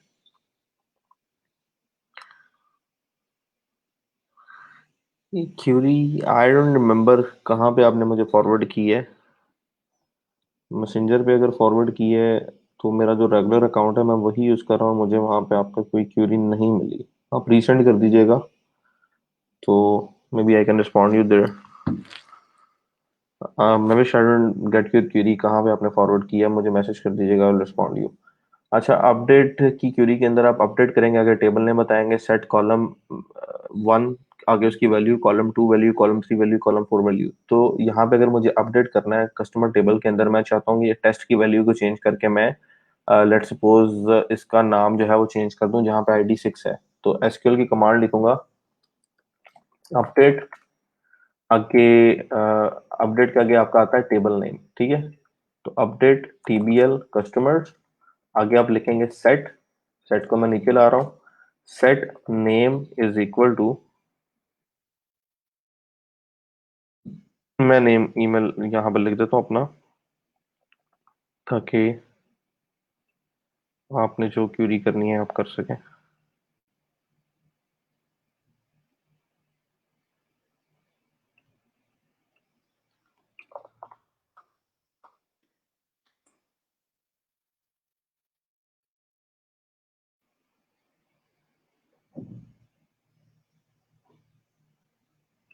फातिमा जावेद है अभी लेक्चर के दौरान यहाँ पे हैं तो काइंडली कमेंट कीजिएगा जरा। अच्छा, set name is equal to, name में आप वैल्यू रखना चाह रहे हैं लेट सपोज अली, कहाँ पे, जहाँ पे आपकी जो वैल्यू है ऑलरेडी टेस्ट है, ठीक है। यानी यहाँ पे अगर आपके पास टेबल के अंदर आईडी के अंदर वैल्यू, ये जो टेस्ट है आईडी नंबर 6 की, इसको टेस्ट को अपडेट करके मैं लेट सपोज अली या Ahmed whatever I want to do मैं चेंज करना चाह रहा हूँ, मैं यहाँ पे अहमद लिखना चाह रहा हूँ, ठीक है। तो मैं वेयर में कंडीशन लगा देता हूँ, where ID is equal to 6, यानी अपडेट करो टेबल कस्टमर्स को, सेट कर दो नेम की वैल्यू अहमद जहाँ पे आईडी की वैल्यू 6 है। तो मैं इस गो पे क्लिक करता हूँ तो यहाँ पर लिखा है 1 रो इफेक्टेड, इसका मतलब है कि मेरी अपडेशन जो है वो हो गई है। अब मैं दोबारा आता हूँ तो यहाँ पर टेस्ट की जगह पे अहमद लिखा हुआ है। So this is how you update your record. और इसके आगे अगर हम चलें तो डिलीट है, अगर आप किसी रिकॉर्ड को डिलीट करना चाह रहे हैं तो आप डिलीट करेंगे, डिलीट फ्रॉम टेबल, आगे वेयर की कंडीशन लगा देंगे। जैसे मैं इसी रिकॉर्ड को डिलीट करना हूँ जहाँ पे आईडी 6 है, तो एसक्यूएल की क्यूरी में आता हूँ, delete from TBL customers where ID is equal to 6। ठीक है, गो पे क्लिक करता हूँ तो मेरा वो रिकॉर्ड जो है वो डिलीट हो गया सिस्टम में से। यहाँ पे मेरे पास ID नंबर 6 है वो खत्म हो गई। आगे है जी सिलेक्ट टॉप। सिलेक्ट टॉप का मतलब ये है कि आप इसमें से जो टॉप रिकॉर्ड है वो फाइंड कर सकते हैं। टॉप बेसिकली आपका समझने के फंक्शन है। Select top clause is used to specify the number of records to return. Select top clause is useful on large tables with thousands of records. Returning the large number of records can impact performance. तो ये थोड़ा सा इसको example से समझना जरूरी है। Example पे आते हैं। टॉप के आगे आप बता देते हैं कि कितने आपको रिकॉर्ड चाहिए जो आप सिलेक्ट करना चाह रहे हैं। ठीक है, जैसे यहाँ पे 1 to 5 रिकॉर्ड हैं, टोटल इसके 91 रिकॉर्ड हैं। तो विद टॉप और विदाउट टॉप डिफरेंस देखिएगा क्या आता है। अभी मैं सिलेक्ट स्टैटिक कर रहा हूँ तो आपके पास ये रिकॉर्ड आ रहे हैं 1 से लेके 91 तक। ठीक है, टॉप 3 करता हूँ तो क्या रिकॉर्ड आते हैं।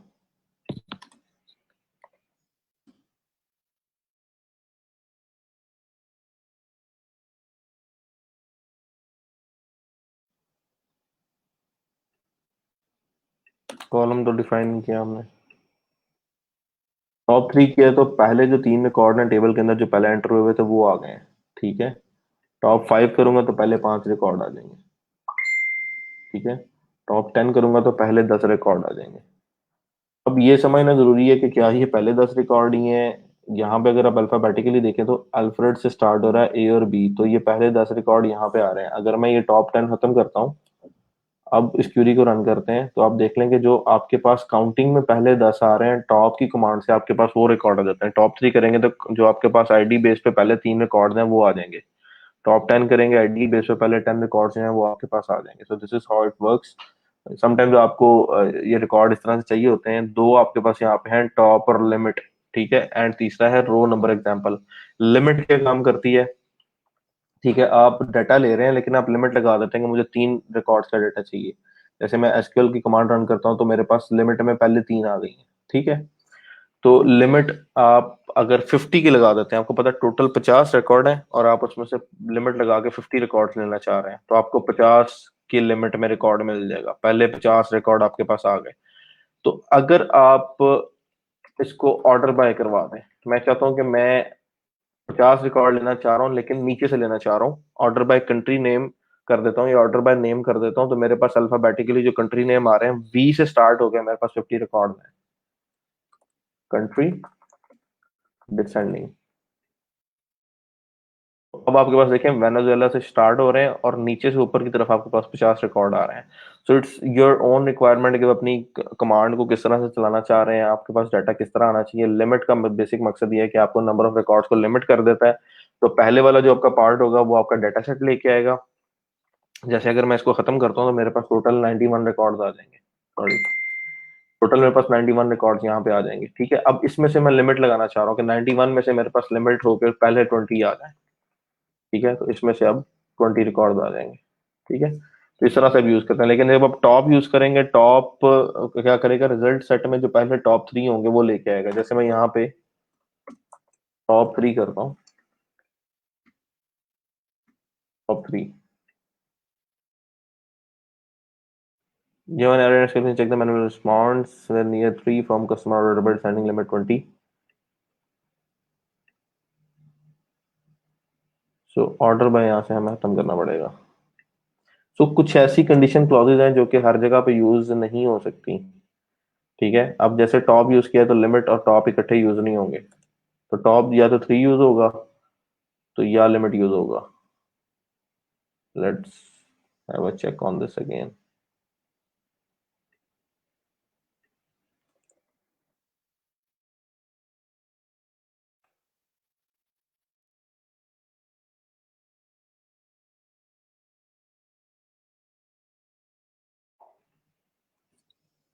आई डोंट नो वो एरर क्यों दे रहा है। यहाँ पे इस कमांड को रन करते हैं। टॉप 3 स्टैटिक फ्रॉम कस्टमर्स, क्या यहाँ पे मैं ऑर्डर बाय साथ यूज कर सकता हूँ? Order by country descending. ठीक है, अब कंट्री को पहले वो डिसेंडिंग करवाएगा, उसके बाद टॉप 3 रिकॉर्ड्स को यहाँ से पिक करेगा। ठीक है,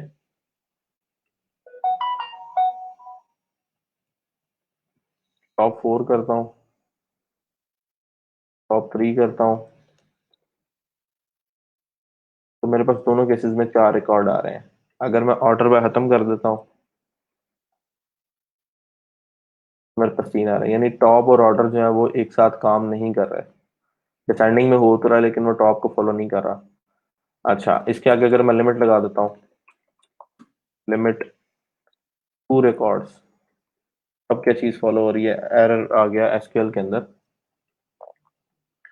कि लिमिट जो है वो यूज नहीं होगा। सो कुछ चीजें ऐसी हैं, सारी क्लॉजेस एक साथ यूज नहीं हो सकती। जैसे अगर आप कहीं पे ग्रुप बाय लगाएंगे तो वहां पे वेयर यूज नहीं हो सकता, वहां पे हैविंग आएगा। तो ये सारी चीजें आप एक्सपेरिमेंट करेंगे तो ऐसा ऐसा आपको क्लियर होंगी। तो या तो आप इधर टॉप यूज करें या आप लिमिट और ऑर्डर बाय यूज कर लें। टॉप यूज करेंगे तो टेबल के पहले 3 रिकॉर्ड आ जाएंगे, हमेशा आप 1 से स्टार्ट करेगा उसको। लेकिन अगर आपको डाटा को पहले सॉर्ट करना है या फिल्टर करना है, जैसे मैं कहता हूँ कि select static from customers where ID where customer, पीछे जरा टेबल ओपन कर लेते हैं ताकि हमें क्लियर हो जाए। कॉलम नेम वेयर, अब मैं इस पर कंडीशन लगाने लगा हूँ, वेयर कस्टमर, कस्टमर आईडी। ठीक है, इसको बल्कि आप पूरे को कॉपी कर लें यहाँ पे। फिर customer ID is greater then 6।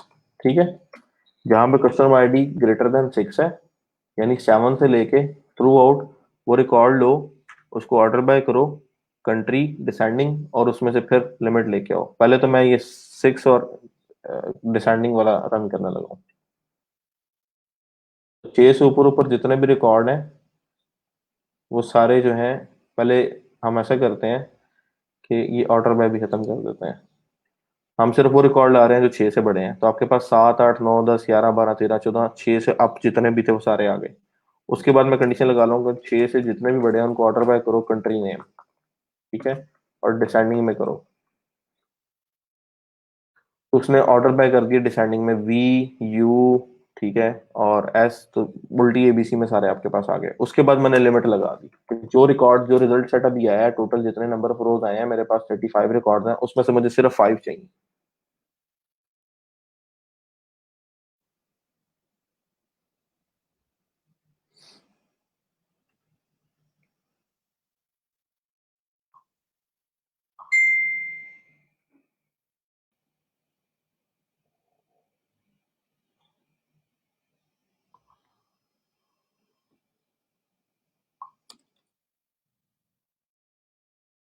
Limit is LIMIT, limit 5।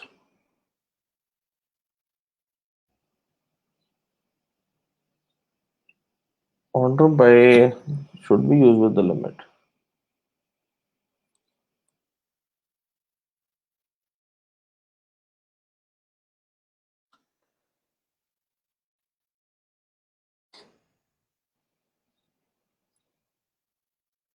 चलें, ये कुछ क्यूरीज ऐसी हैं जिनके लिए आप इनर क्यूरीज भी यूज करते हैं, उनको भी डिस्कस करेंगे right now. I don't know if you can, जैसे इसमें से सिलेक्ट अगर आप करें, सिलेक्ट टॉप 3, और आगे आप दे दें ये condition static from.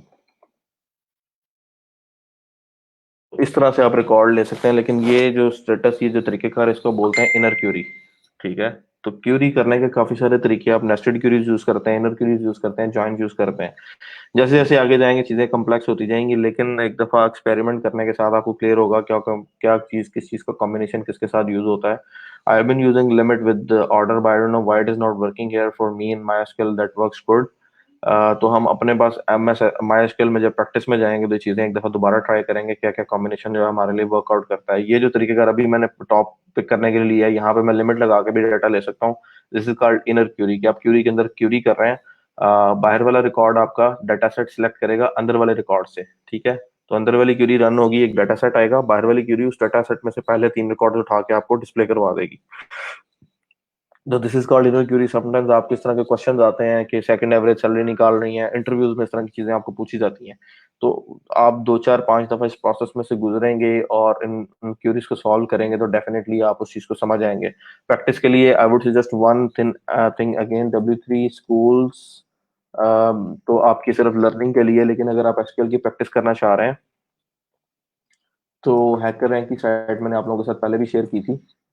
Hacker rank की साइट के ऊपर एसक्यूएल की क्यूरीज की प्रैक्टिस भी है। So once you go through this SQL portion W3 schools के ऊपर, आप उसमें से निकल आते हैं, तो फिर आप जो है एसक्यूएल की क्यूरीज जो है वो यहाँ से प्रॉब्लम स्टेटमेंट पकड़ें और उसकी एक दफा प्रैक्टिस कर लें।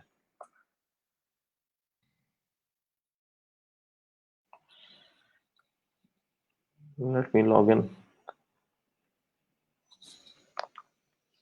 तो ये सारा कुछ प्रैक्टिस से है, चाहे पीएचपी है चाहे एसक्यूएल है, कोई भी स्किल है, जितनी देर आप उसकी प्रैक्टिस कर, स्पेशली एसक्यूएल की आप प्रैक्टिस करते जाते हैं तो एसक्यूएल के चीजें जो जितनी लिमिटेशन है, किस क्लॉज के साथ कौन सी क्लॉज यूज हो सकती है, कहाँ पे आपको इनर क्यूरी यूज करनी है, कहाँ पे आपको ज्वाइन लगाना है, वो आप प्रैक्टिस करते जाएंगे तो आप इस चीज में ग्रो करते जाएंगे। नॉर्मली क्या होता था, मैं अपना एक एक्सपीरियंस आपके साथ शेयर कर देता हूँ। जब मैंने जॉब स्टार्ट की थी, तो जॉब स्विच करने टाइम पे आपको ना बेसिक्स को एक दफा सारे रिपीट करना पड़ता था। यानी अगर आपने किसी इंटरव्यू के लिए अप्लाई किया है, आप एक कंपनी में काम कर रहे हैं और आपको रोल स्विच करना है, तो आप इंटरनेट पे उस पे रोजी डॉट पीके के ऊपर या जो डिफरेंट और साइट्स हैं, उनके ऊपर जब आप मुस्तकबिल डॉट कॉम पे ऊपर आप जाते हैं, वहां पे जॉब है, आपने अप्लाई कर दिया। अब ड्यूरिंग योर जॉब टाइम आपको इंटरव्यू की कॉल लगेगी, जी आपका इंटरव्यू और नेक्स्ट वीक में आपने आके इंटरव्यू देना है, या आप कल आ जाए इंटरव्यू के लिए, तो इंटरव्यू कॉल करते हैं और बिल्कुल आपको इमीडिएटली बुला लेते हैं, ताकि आपको टाइम नहीं मिलता। तो जब आपको टाइम नहीं मिलता तो आपकी प्रैक्टिस में जो काम आपने किया होता है, आप उसमें से जाके इंटरव्यू देते हैं। तो इंटरव्यूज के अंदर आपको इस तरह के वो क्वेश्चन करते हैं कि ये डाटा सेट है, इसमें से आप ऑर्डर बाय करके लेके आए, ये डाटा सॉर्टेड लेके आए, उसमें से हमें 3 रिकॉर्ड चाहिए या एवरेज रिकॉर्ड चाहिए या मिनिमम मैक्सिमम चाहिए। तो वो सारी चीजें आपकी होती हैं प्रिपरेशन से। तो प्रिपरेशन का एक ही तरीका होता है कि जब आप ये सारे कंसेप्ट कर लेते हैं, तो make sure you have 1 hour 2 hour at every weekend. ठीक है, हर वीकेंड के ऊपर आपने जो कुछ पहले सीखा हुआ है उसकी प्रैक्टिस करें। उसके लिए जिस तरह मैथमेटिक्स की प्रैक्टिस करते हैं, पेपर्स के ऊपर सॉल्व करते हैं, आप कंप्यूटर पे आकर different online programming competition sites हैं, वहां पे आके आप उन कॉन्सेप्ट्स की, एल्गोरिदम्स की, एसक्यूएल क्यूरीज की, डिजाइन पैटर्न्स की, इन चीजों की प्रैक्टिस आप इजीली कर सकते हैं। तो यहाँ पे हमें एसक्यूएल का भी आई थिंक पोर्शन मिलेगा जहाँ पे हम एसक्यूएल की प्रैक्टिस कर सकते हैं। ये एसक्यूएल है, ठीक है, स्किल्स अवेलेबल फॉर प्रैक्टिस। तो आप इन क्यूरीज को सॉल्व करना शुरू कर दें। ठीक है, जैसे revising select query 1, solve challenges method, revising select query 2, query the names of all the American cities and city with populations larger than 1,20,000, the country code for America is USA। सो आपके पास table city का दिया हुआ है जिसमें ID number है, name, आगे वारचार है 17, country code वारचार है 3, डिस्ट्रिक्ट वारचार है 20 और पॉपुलेशन नंबर है। तो आपने क्यूरी लिखनी है जहां पे query the names of all American cities with population larger than 1,20,000। ठीक है, तो ये पॉपुलेशन का टेबल है। तो अगर आप इसकी क्यूरी लिखेंगे तो क्या क्यूरी होगी?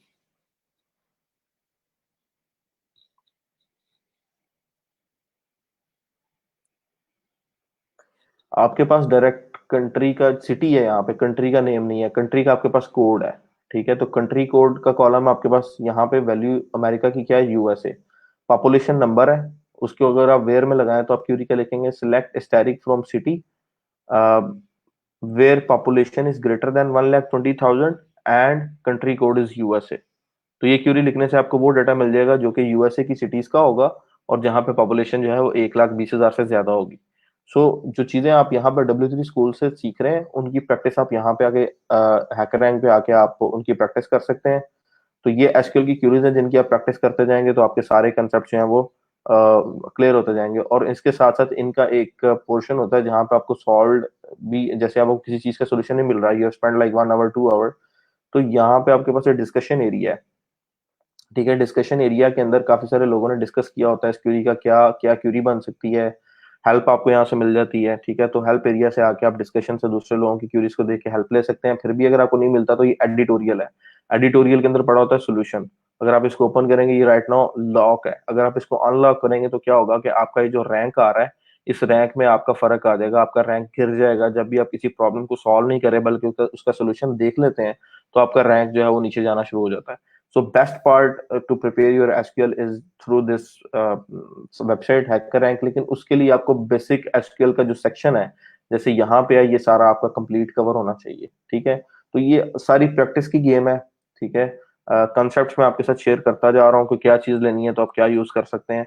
तो अगर आपके पास सिर्फ ये पता है कि किस किस स्पेसिफिक फंक्शन को परफॉर्म करने के लिए कौन से मेरे पास कीवर्ड्स हैं, कौन से फंक्शंस हैं, जिस तरह अगर आपने वैल्यूज काउंट करनी है तो काउंट का फंक्शन है, अगर आपने टॉप से वैल्यूज लेनी है तो आप टॉप का फंक्शन यूज कर लें, अगर आपने डाटा को लिमिट करना है तो लिमिट का कीवर्ड यूज कर लें, अगर आपने डाटा को फिल्टर करके लाना है उसके बाद उसके ऊपर कोई ऑपरेशन परफॉर्म करना है तो आपको इनर क्यूरी यूज करनी पड़ती है। जैसे अभी मैंने आपके सामने टॉप 3 की हैं from all the cities which are ordered by country name descending. ठीक है, तो ये छोटे छोटे कॉन्सेप्ट इनको कवर करते जाएं और साथ साथ इस वेबसाइट से आप प्रैक्टिस करते जाएं, तो ये just it's game of 1 or 2 weeks. आप अगर साथ साथ प्रैक्टिस करते हैं, साथ साथ सीखते हैं, तो आप 2 वीक्स के अंदर अंदर I think you can be good in SQL. लेकिन इतना ज्यादा हमें फ्रीलांसिंग के लिए इतना ज्यादा नहीं चाहिए होता। ये तो सिर्फ मैं तो आपके लिए इसलिए शेयर कर रहा हूँ कि लाइफ में कभी आपको इंटरव्यू देना पड़ जाए किसी बिगर क्लाइंट के साथ, किसी कंपनी के साथ, या लेट्स सपोज आप किसी कंपनी के साथ रिमोट वर्क करते हैं पाकिस्तान में, किसी इस्लामाबाद या लाहौर की कंपनी के साथ, आप उसको अपनी सर्विसेज रिमोटली दे रहे हैं, तो they will definitely ask you such questions. अच्छा जी, फिर आगे है जी SQL min and max. SQL min and max functions को आप यूज करते हैं। Min function returns the smallest value of the selected column और maximum function returns the largest value of the selected column.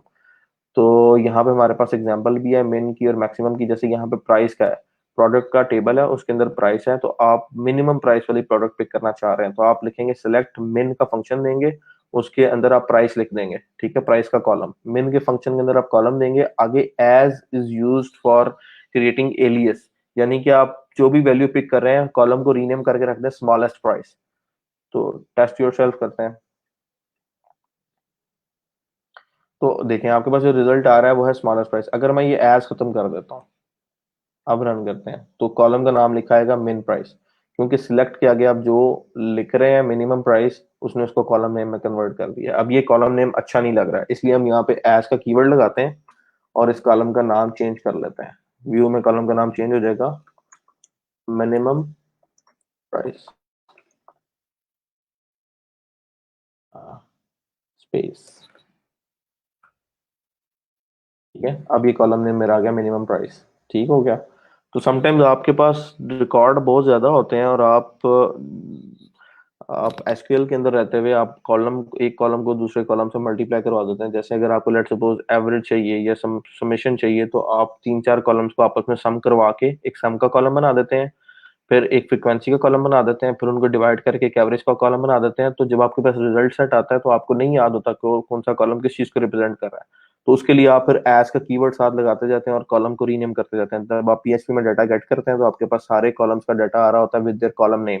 तो कॉलम नेम से या index से, अरे के इंडेक्स से पता लग जाता है कि ये एवरेज कॉलम है, ये समेशन का कॉलम है, ये फ्रीक्वेंसी का कॉलम है, और ये वाली जो मेरी वैल्यू 1 2 3 4 जो भी वैल्यूज है उनका कॉलम है। इसी तरह मैक्सिमम है, मैक्सिमम को आप उसके अंदर कॉलम नेम दें, एज लार्जेस्ट प्राइस कर दें। फिर आपके पास काउंट, एवरेज और सम के फंक्शन है। काउंट को हमने ऑलरेडी यूज किया है। सिलेक्ट काउंट के अंदर कॉलम नेम देंगे तो उस कॉलम के अंदर जितनी वैल्यूज होंगी उनका काउंट आपको रिटर्न कर देगा। एवरेज के अंदर आपको उसकी एवरेज रिटर्न कर देगा, और सम के अंदर सबको सम करके रिटर्न कर देगा। काउंट हम यूज कर चुके हैं, एवरेज को देखते हैं। तो एवरेज प्राइस उसने लिखा है 28.866। तो how can we check the average from there? इसको मैं कॉपी कर रहा हूँ और यहाँ से प्रोडक्ट का जो टेबल है उसको ओपन कर रहा हूँ। यहाँ पे 18 19 और ये सारी वैल्यूज हैं, इन सबको उसने जो है इसमें से उसने एवरेज जो वैल्यू निकाली है दैट इज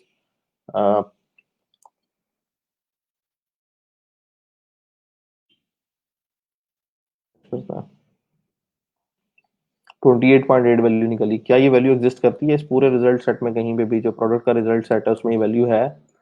यानी इस पूरे में कहीं पे भी ये वाली वैल्यू एग्जिस्ट नहीं करती जो उसने हमें दी है। तो इसका मतलब है कि एवरेज का फंक्शन क्या कर रहा है, इन सारी वैल्यूज को प्लस करके नंबर ऑफ वैल्यूज पे डिवाइड करके हमें एवरेज दे रहा है। जो एवरेज का फॉर्मूला होता है कि अगर आपको 4 नंबर की वैल्यू एवरेज निकालनी है तो आप चारों को सम करेंगे, डिवाइड बाय 4 कर देंगे, तो आपको एवरेज मिल जाएगी। सो एवरेज का कॉलम आपके सारे जो वैल्यूज हैं किसी भी कॉलम में, इनको सम करके नंबर ऑफ वैल्यूज पे डिवाइड करके आपको एवरेज दे रहा है। तो जो काम आपने प्रोग्रामिंग में पीएचपी में करना था वो एसक्यूएल आपका अपनी कमांड्स के थ्रू कंप्लीट करवा रहा है। Then there comes SQL like. Like हमने सुबह यूज किया है, मैंने आपको बोला था कि लाइक के थ्रू आप स्ट्रिंग कंपैरिजन कर सकते हैं। ठीक है, और लाइक में आपके पास दो तरह के ऑपरेटर होते हैं, एक ये परसेंटेज का साइन है, ये वाइल्ड कार्ड है, एक ये अंडरस्कोर का साइन है, जिससे आप एक करेक्टर को जो है वो स्किप करवा सकते हैं। अगर आपको मल्टीपल करेक्टर स्किप करवाना है तो परसेंटेज साइन का यूज करेंगे, अगर आपको सिंगल करेक्टर स्किप करवाना है तो आप अंडरस्कोर साइन का यूज करेंगे। ठीक है, जैसे वेयर कस्टमर नेम लाइक आगे आप ये लिख दें तो इसका मतलब है find any values that start with A के बाद क्या आता है उसको इग्नोर कर दो, ठीक है। फिर where customer name like percent A का मतलब है find any values that end with A, start में जो कुछ भी आ रहा है उसको इग्नोर कर दो, ठीक है। लास्ट में ए के बाद कोई स्पेस नहीं है, कोई मॉड्यूलस नहीं है, इसका मतलब है कि जो वैल्यू लास्ट में जिसके ए आ रहा है वो वाली लेके आओ। Where customer name like percentage और परसेंटेज, सो मॉड्यूलस और मॉड्यूलस, इसका मतलब है कि सेंटर में कहीं पे भी और आ रहा हो, पहले जो मर्जी हो बाद में जो मर्जी हो, डजेंट मैटर, आपको ऐसी वैल्यूज चाहिए जिनमें ओ आर का वर्ड इकट्ठा आ रहा है। Then where customer name like underscore R, underscore का मतलब है find all the values where are in the second position, यानी पहली पोजीशन में कोई भी एबीसी का करेक्टर हो सकता है, सेकंड पे आर हो, उसके बाद जो मर्जी, यानी अर्जेंटीना ए आर, तो अर्जेंटीना क्वालिफाई करता है कि फर्स्ट में जो मर्जी आए ए आ गया। ब्राजील भी इसके लिए करता है, सेकंड पे आर आ गया और एंड पे जो मर्जी मॉडल्स में आ गया। अगर मैं इसको कॉपी करता हूँ और यहाँ पे रन कर देता हूँ, select static from customers, static की जगह मैं कंट्री कर देता हूँ, मुझे सिर्फ कंट्रीज का नेम चाहिए। Select country from customers where country like, ठीक है। आगे आप दे देते हैं, पहला स्किप करवाओ, दूसरे नंबर पे क्या होना चाहिए आर और उसके बाद मॉड्यूलस ऑपरेटर। कस्टमर्स, तो सारी कंट्रीज जिनके सेकंड प्लेस पे आर आ रहा है, पहले पे कोई भी अल्फाबेट आया और बाद में एंड में जो मर्जी है वो सारी आ गई। सेकंड स्पेस पे सेकंड प्लेस पे आर आ रहा है, देखेंगे सबका सेकंड करेक्टर आर होगा। तो इस तरह से आपके पास एसक्यूएल के अंदर different command and different pattern हैं जिनको आप यूज करते हैं और उससे आप अपनी मर्जी का रिजल्ट ले सकते हैं। यहां तक इनफ है, ये वी शुड मूव फॉरवर्ड।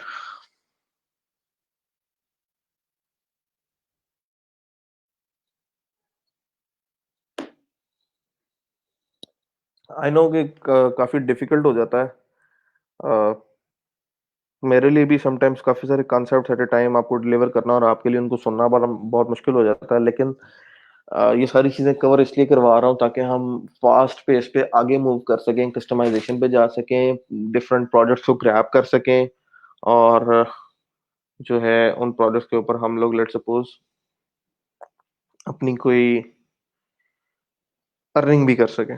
इसलिए जो है मुझे चीज़ों को स्पीड अप करना पड़ रहा है। तो अगर किसी को स्पीड का इशू है तो यू कैन टेल मी, अगर कॉन्सेप्ट्स का इशू है तो यू कैन टेल मी, कोई भी किसी किस्म का ट्रेनिंग के रिगार्डिंग अगर आपको कोई प्रॉब्लम है तो आप मुझे बता सकते हैं। सेकेंडली, मैं एक फीडबैक फॉर्म शेयर करूंगा ग्रुप के अंदर, जो अभी तक हम लोगों ने सारे कॉन्सेप्ट पढ़े हैं उनके बारे में, ट्रेनिंग के बारे में, ट्रेनिंग वे के बारे में और ट्रेनिंग स्पीड के बारे में। किसी तरह का भी आपका फीडबैक होगा, आप अपना नेम वहां पे मेंशन कर दें और अपना फीडबैक मेंशन कर दें, ठीक है। वो इसलिए ताकि जो लोग मेरे साथ कनेक्टेड हैं, आप सबकी लिस्ट मेरे पास है, मुझे पता होगा कि फलाम स्टूडेंट को ये इशू आ रहा है, सो मैं इन द मीन टाइम जो है वो आपको बता दूंगा। और अगर कोई आप समझते हैं कि फीडबैक देना चाह रहे हैं और नेम आप चाहते हैं कि ना आए, तो आप अनोनिमस भी छोड़ सकते हैं, इट्स अप टू यू। आप बेशक नेम की फील्ड एम्प्टी छोड़ दें और फीडबैक में अपना फीडबैक दे दें अनोनिमसली, ताकि मुझे आइडिया हो जाए कि हम किस पे जगह पे लैग कर रहे हैं या क्या चीज़ है जो आपको पिंच कर रही है। This is important for me, ताकि मुझ तक आपका मैसेज जो अनोनिमसली पहुंच जाएगा, सो आई अंडरस्टैंड कि हाउ टू मूव फॉरवर्ड,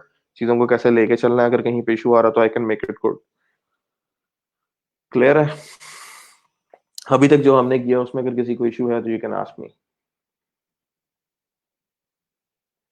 हमारी सारी जो प्रैक्टिस है या हमारी सारी टीम की जो प्रैक्टिस होती है वो यही होती है कि आप लोगों को क्वालिटी जो स्किल है वो मिल जाए, मिनिमम टाइम में मिल जाए, और आप लोग जो हैं वो मिनिमम टाइम में पैसे कमाना शुरू करें और आपकी बेस स्ट्रांग हो, ताकि फर्दर आगे जाते जाते जो है आपको इशू ना आए। हैकर रैंक का कह रहे हैं जी प्रॉब्लम सॉल्विंग डेमो दे दें। जैसे मैं यहाँ पे आता हूँ और ये प्रॉब्लम मुझे सॉल्व करनी है, तो ये नीचे मेरे पास आ रहा है एडिटर, इस एडिटर के अंदर मुझे कमांड लिखनी है, तो यहाँ पे मैं लिखता हूँ माई एसक्यूएल। माई एसक्यूएल का मतलब है यहाँ पे मैं एसक्यूएल की कमांड लिख सकता हूँ। तो सिलेक्ट स्टैटिक फ्रॉम, आगे मुझे टेबल नेम दिया हुआ है सिटी, तो table name as it is लिखता हूँ from city where population column जो है वो बिगर लेटर्स में, अपर केस में है, तो पॉपुलेशन इज ग्रेटर देन 120 आगे 1000, 1,20,000, ठीक है, 120 और आगे 1000। और query the names of all American cities. अब वो कह रहा है कि नेम निकालने हैं सिटीज के, तो हमें यहाँ पे स्टैरिक नहीं चाहिए, हमें सिर्फ नेम का कॉलम चाहिए। Query the names of all American cities, ये पहली रिक्वायरमेंट है कि नेम सिलेक्ट करो। तो यहाँ पे आपको नेम का कॉलम चाहिए। From city where population is greater than 120, जहाँ पे पॉपुलेशन 1,20,000 से ज्यादा है, एंड जहाँ जहाँ जो है country code is equal to USA है, ठीक है। इस तरह से आपने अपना सोल्यूशन लिखा और अब आपने रन किया कोड को। जब आप कोड को रन करेंगे तो आपको आपका आउटपुट मिल जाएगा, और अगर आपका आउटपुट ठीक है, योर आउटपुट, वो आपको एक्सपेक्टेड आउटपुट भी बताएगा कि आपका आउटपुट मैच करता है कि नहीं। तो स्कॉटडेल, कोरोना, कॉनकॉर्ड, सेडर रैपिड्स, ये चार नेम अगर expected output and your output match करते हैं, तो इसका मतलब है कि आपका आउटपुट ठीक है। और ये सैम्पल टेस्ट टेस्ट केस में अगर टिक आ रहा है, इसका मतलब है कि आपके सारे टेस्ट केस पास हो गए हैं। आप जो भी सोल्यूशन लिखेंगे वो अराउंड 250, यहाँ पे हैकर पे तो चलें 10 या 12 टेस्ट केसेस या 15 टेस्ट टेस्ट केसेस हो सकते हैं, नॉर्मली 3 होते हैं। कुछ ऐसी सेट्स हैं जहाँ पे एक ही आपका सोल्यूशन 250 टेस्ट केसेस में पास होता है, डिफरेंट तरह के टेबल्स देकर, डिफरेंट वैल्यूज देके आपकी जो क्यूरी है वो टेस्ट होती है। अगर उस सब में से आप पास हो जाए, आप सबमिट कोड करेंगे, जैसे सबमिट कोड करेंगे, अगर आपकी ये एक्सेप्शन हो जाएगी तो आपको देखेंगे यानी कि you have earn 10 points, you are now 70 points away from the first star of your SQL batch, congratulation, you solve this problem. So this is the way कि आप अब जो है वो प्रॉब्लम सॉल्विंग करते हैं, और प्रॉब्लम सॉल्विंग करने से आपको रिवार्ड पॉइंट्स मिलते हैं और आपकी प्रैक्टिस हो जाती है, ठीक है। और बहुत सारी कंपनीज हैं जो कि हैकर रैंक के ऊपर आके हायरिंग भी करती हैं। अगर हम आपको जॉब्स का सेक्शन दिखाऊंगा, इंटरनेशनल हायरिंग्स यहाँ पे होती हैं। अगर आप अच्छे डेवलपर हैं और आपका अच्छा एक्सपीरियंस है तो देर आर न्यूमरस जॉब्स जहाँ पे आप अप्लाई करेंगे, और इनके टेस्ट होते हैं, टेस्ट काफी हैवी टेस्ट होते हैं, ठीक है। और उसके अंदर एल्गोरिदम्स और डाटा स्ट्रक्चर्स की प्रैक्टिसेस को टेस्ट किया जाता है। आपको कम से कम 2 या 3 टेस्ट फेसेस से गुजारा जाता है। पहला आपका टेस्ट होता है वो फोनिक इंटरव्यू होता है, दूसरा टेस्ट आपका स्काइप इंटरव्यू होता है, तीसरा टेस्ट आपका रियल टाइम कोड इंटरव्यू आपका टेस्ट होता है। और अगर आप वो प्रॉब्लम सारी सॉल्व कर देते हैं तो all that that is with your practice.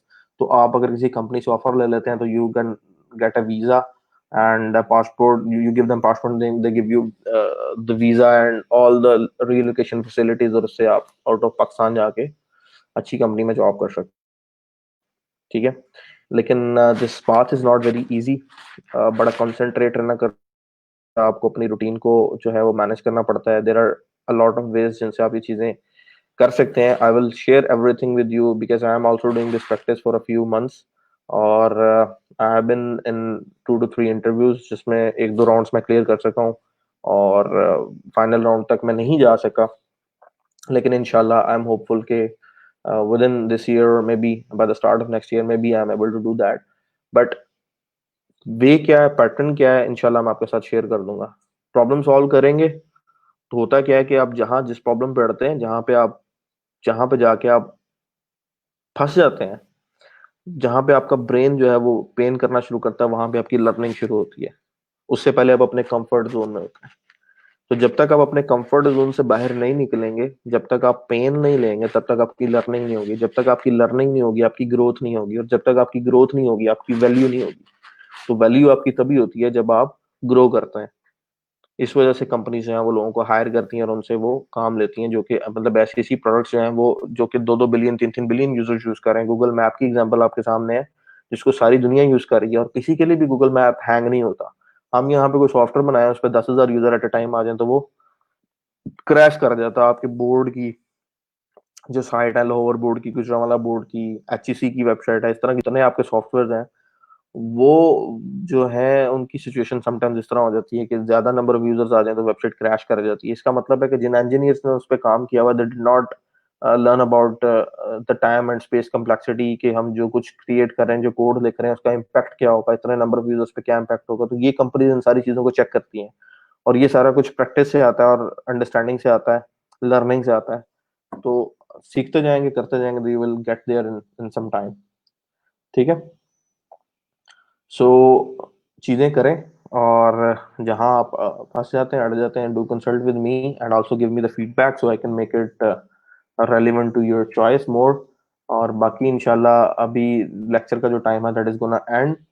कोई क्वेश्चन अगर आपका है तो नेक्स्ट 5 मिनट्स में you can ask me, otherwise I will move to my own work. कुछ लोगों का इशू आ रहा है, बड़ी मतलब मेरे लिए भी जो है वो एम्बैरसिंग सिचुएशन हो जाती है कि आप लोग अटेंडेंस नहीं लगाते। आपको पता है कि अटेंडेंस का टाइम 12 बजे तक का है, आप लोग कहते हैं अटेंडेंस की खैर है, आप शाम को 6-7 बजे आते हैं, लेक्चर की वीडियो देखी, अपना काम किया और आ गए, असाइनमेंट दिल किया कर ली, नहीं दिल किया नहीं की। लेक्चर का टाइम जो है अटेंडेंस का 12 बजे तक का है। अगर आपको कोई प्रॉब्लम है, आप कहीं पढ़ रहे हैं, कहीं पढ़ा रहे हैं, कहीं किसी और जगह पे एंगेज हैं, किसी बिजनेस में एंगेज हैं, किसी एग्जाम में एंगेज हैं, तो मेक श्योर आपके पास मोबाइल फोन है, आप ग्रुप में आए। गूगल फॉर्म का वही लिंक है रोज के लिए, आप उसको अपने फेवरेट बुकमार्क में स्टोर कर लें, क्रोम में उसको ओपन करें और अपनी अटेंडेंस को मार्क कर दिया करें। दैट इज नेसेसरी, क्योंकि because I got to know yesterday from my team के कुछ ऐसे लोग थे, अराउंड 25+ पीपल थे जो कि नॉन सीरियस थे, जिनकी अटेंडेंस जो है वो 80% से शॉर्ट थी, तो उनको ग्रुप से ड्रॉप कर दिया गया है। तो अगर आप लोगों में से किसी की अटेंडेंस 70-80% से नीचे जाती है तो यू विल बी ब्लॉक्ड और you will be dropped out. अभी जो हमारा सारा इंपॉर्टेंट सेक्शन है और जो एक्सटेंडेड और एडवांस सेक्शन है वो अगले 2 महीने में कवर होना है। These are all basics. तो अगर आप अटेंडेंस के मामले में ड्रॉप हो गए तो nobody can help you, even I can not help you. So within time 12 बजे से पहले पहले आपकी अटेंडेंस जो है वो मार्क होनी चाहिए। आप अगर ले रहे हैं लेक्चर ऑन टाइम तो दैट इज परफेक्ट। अगर आप टाइम के बाद भी ले रहे हैं तो कम से कम अपनी अटेंडेंस टाइम पे मार्क करें। लेक्चर आप बाद में ले सकते हैं, इजीली बाद में ले लें, लेकिन अटेंडेंस मार्क करना लाजमी है।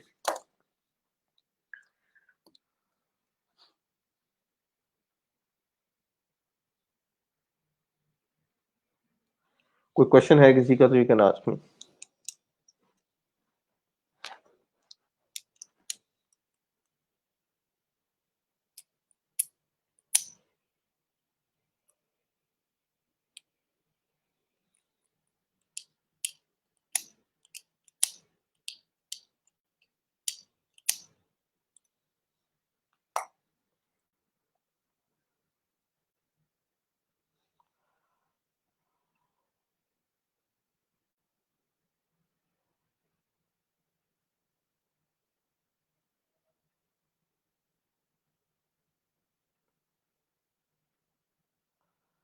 No question, everything is good, no need to ask anything. मेरा मुझे लगता है शक सही है कि आप लोग वीडियो ऑन करके ना नाश्ते की टेबल पे बैठ जाते हैं या टीवी के आगे बैठ जाते हैं।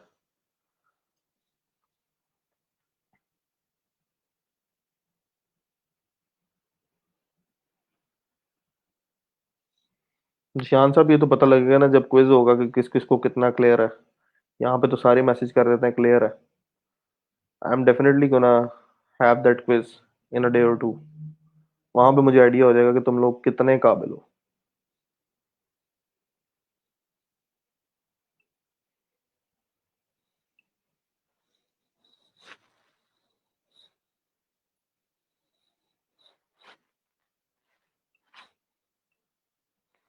मिजाज साहब भी आ गए। मिजाज साहब, आप एक दो दिन से गायब थे, नजर नहीं आए।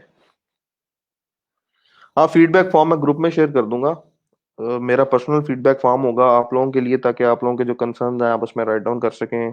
को अच्छा फीडबैक है, बुरा फीडबैक है, what you think should be better, इस तरह की जो चीजें हैं वो आप उसमें शेयर कर सकते हैं।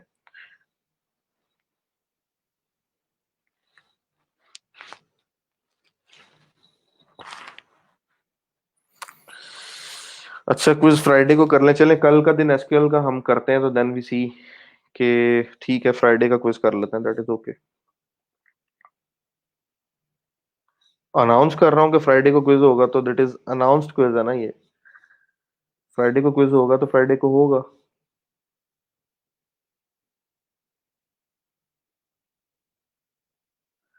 चलें ठीक है।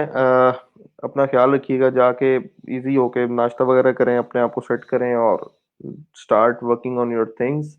और प्रोफाइल के हवाले से अगर कुछ लोगों का, जैसे मेरे पास अभी आई could not figure out all the data, मैं वो भी इंशाल्लाह जल्दी शेयर करने वाला हूँ। कुछ लोग हैं जिनके, कुछ लोग क्या, काफी सारे लोग हैं जिन्होंने अभी तक प्रोफाइलिंग सबमिट नहीं करवाए। तो जिनके अभी तक प्रोफाइलिंग्स अपवर्क के, पीपल पर आवर के, फ्रीलांसर के रहते हैं, काइंडली उनको सबमिट करवा दें, ताकि हम, हमारे पास एक टाइम होता है मैक्सिमम 1 मंथ का, जिसमें हमने प्रोफाइल लिंक्स जो है आगे अपनी टीम को सबमिट करवाने होते हैं। तो जिन लोगों के प्रोफाइल लिंक्स जो हैं वो नहीं होंगे, अटेंडेंस शॉर्ट होगी, they will not be graduated. ठीक है, ये अपने जेहन में बिठा लें, अगर प्रोफाइल लिंक्स आप नहीं देते तो आप ड्रॉप आउट हो जाएंगे एट सम स्टेप, जहाँ पे आपकी प्रेजेंट आपकी जो अटेंडेंस है वो शॉर्ट होती है, तो आप जो है वो ड्रॉप आउट हो जाएंगे, आप मजीद पार्ट नहीं बनेंगे इस प्रोग्राम का, और ग्रेजुएशन के अंदर आप ऐड नहीं होंगे, आप ग्रेजुएट मार्क नहीं होंगे। एंड अगेन अनदर थिंग कि आप कल को किसी आगे आने वाले बैच में री एनरोल भी नहीं हो सकेंगे। आई विल मेक श्योर आप लोगों के नेम्स मैं अपनी टीम तक पहुंचा दूंगा कि ये लोग अगर अगेन अप्लाई करने की कोशिश करते हैं तो they will not be enrolled again. This is something strict. मैंने फ्रीलांसर करवा दिया, अपवर्क करवा दिया है, फाइवर करवा दिया, एटलीस्ट वो तीन जो है वो आप उस गूगल फॉर्म में उनको सबमिट करवा दें। अगर मैं आप लोगों के साथ जो है एक्स्ट्रा टाइम पुट करता हूँ या क्वालिटी की चीज़ें आपको करवाता हूँ, तो उसके साथ साथ मैं भी अपनी जगह पे स्ट्रिक्ट हूँ। अगर मेरे साथ आप नहीं फेयर चल रहे, डाटा आप नहीं प्रोवाइड कर रहे, आप जो है वो लेक्चर्स को स्किप कर रहे हैं, I will definitely make sure कि you are not enrolled again. आप ग्रेजुएट भी मार्क नहीं होंगे, और आप अगर शॉर्ट है तो आप ड्रॉप आउट हो जाएंगे ग्रुप से कुछ, क्योंकि 25 से 30 लोग पिछले वीक में ग्रुप से निकल चुके हैं, मैनेजमेंट ने उनको निकाल दिया है। और अगर आप उनमें से आ जाते हैं, आप भी इस तरह आपकी अटेंडेंस शॉर्ट होती है और आप डाटा प्रोवाइड नहीं करते, तो you will be dropped out. मेरे एंड तक जो चीज़ें हैं मैं कोशिश करके उनको कंप्लीट कर रहा हूँ, तो काइंडली कोऑपरेट करें, जो चीज़ आपको जिस टाइम कहता हूँ उसको कर लिया करें, अपनी प्रायोरिटीज को थोड़ा सा चेंज कर लें। मुझे पता है कि आप लोग अपनी लाइफ में बहुत ज्यादा बिजी हैं, आपके अपने गोल्स हैं, लेकिन थोड़ा सा अगर आपने इस जगह पे आए हैं, आप कितने सारे लोगों को पीछे छोड़ के इन सीट्स के ऊपर आए हैं, ठीक है, तो अपने आप को थोड़ा सा मैनेज करने की कोशिश करें। ठीक है, इंशाल्लाह आपसे मुलाकात होती है कल।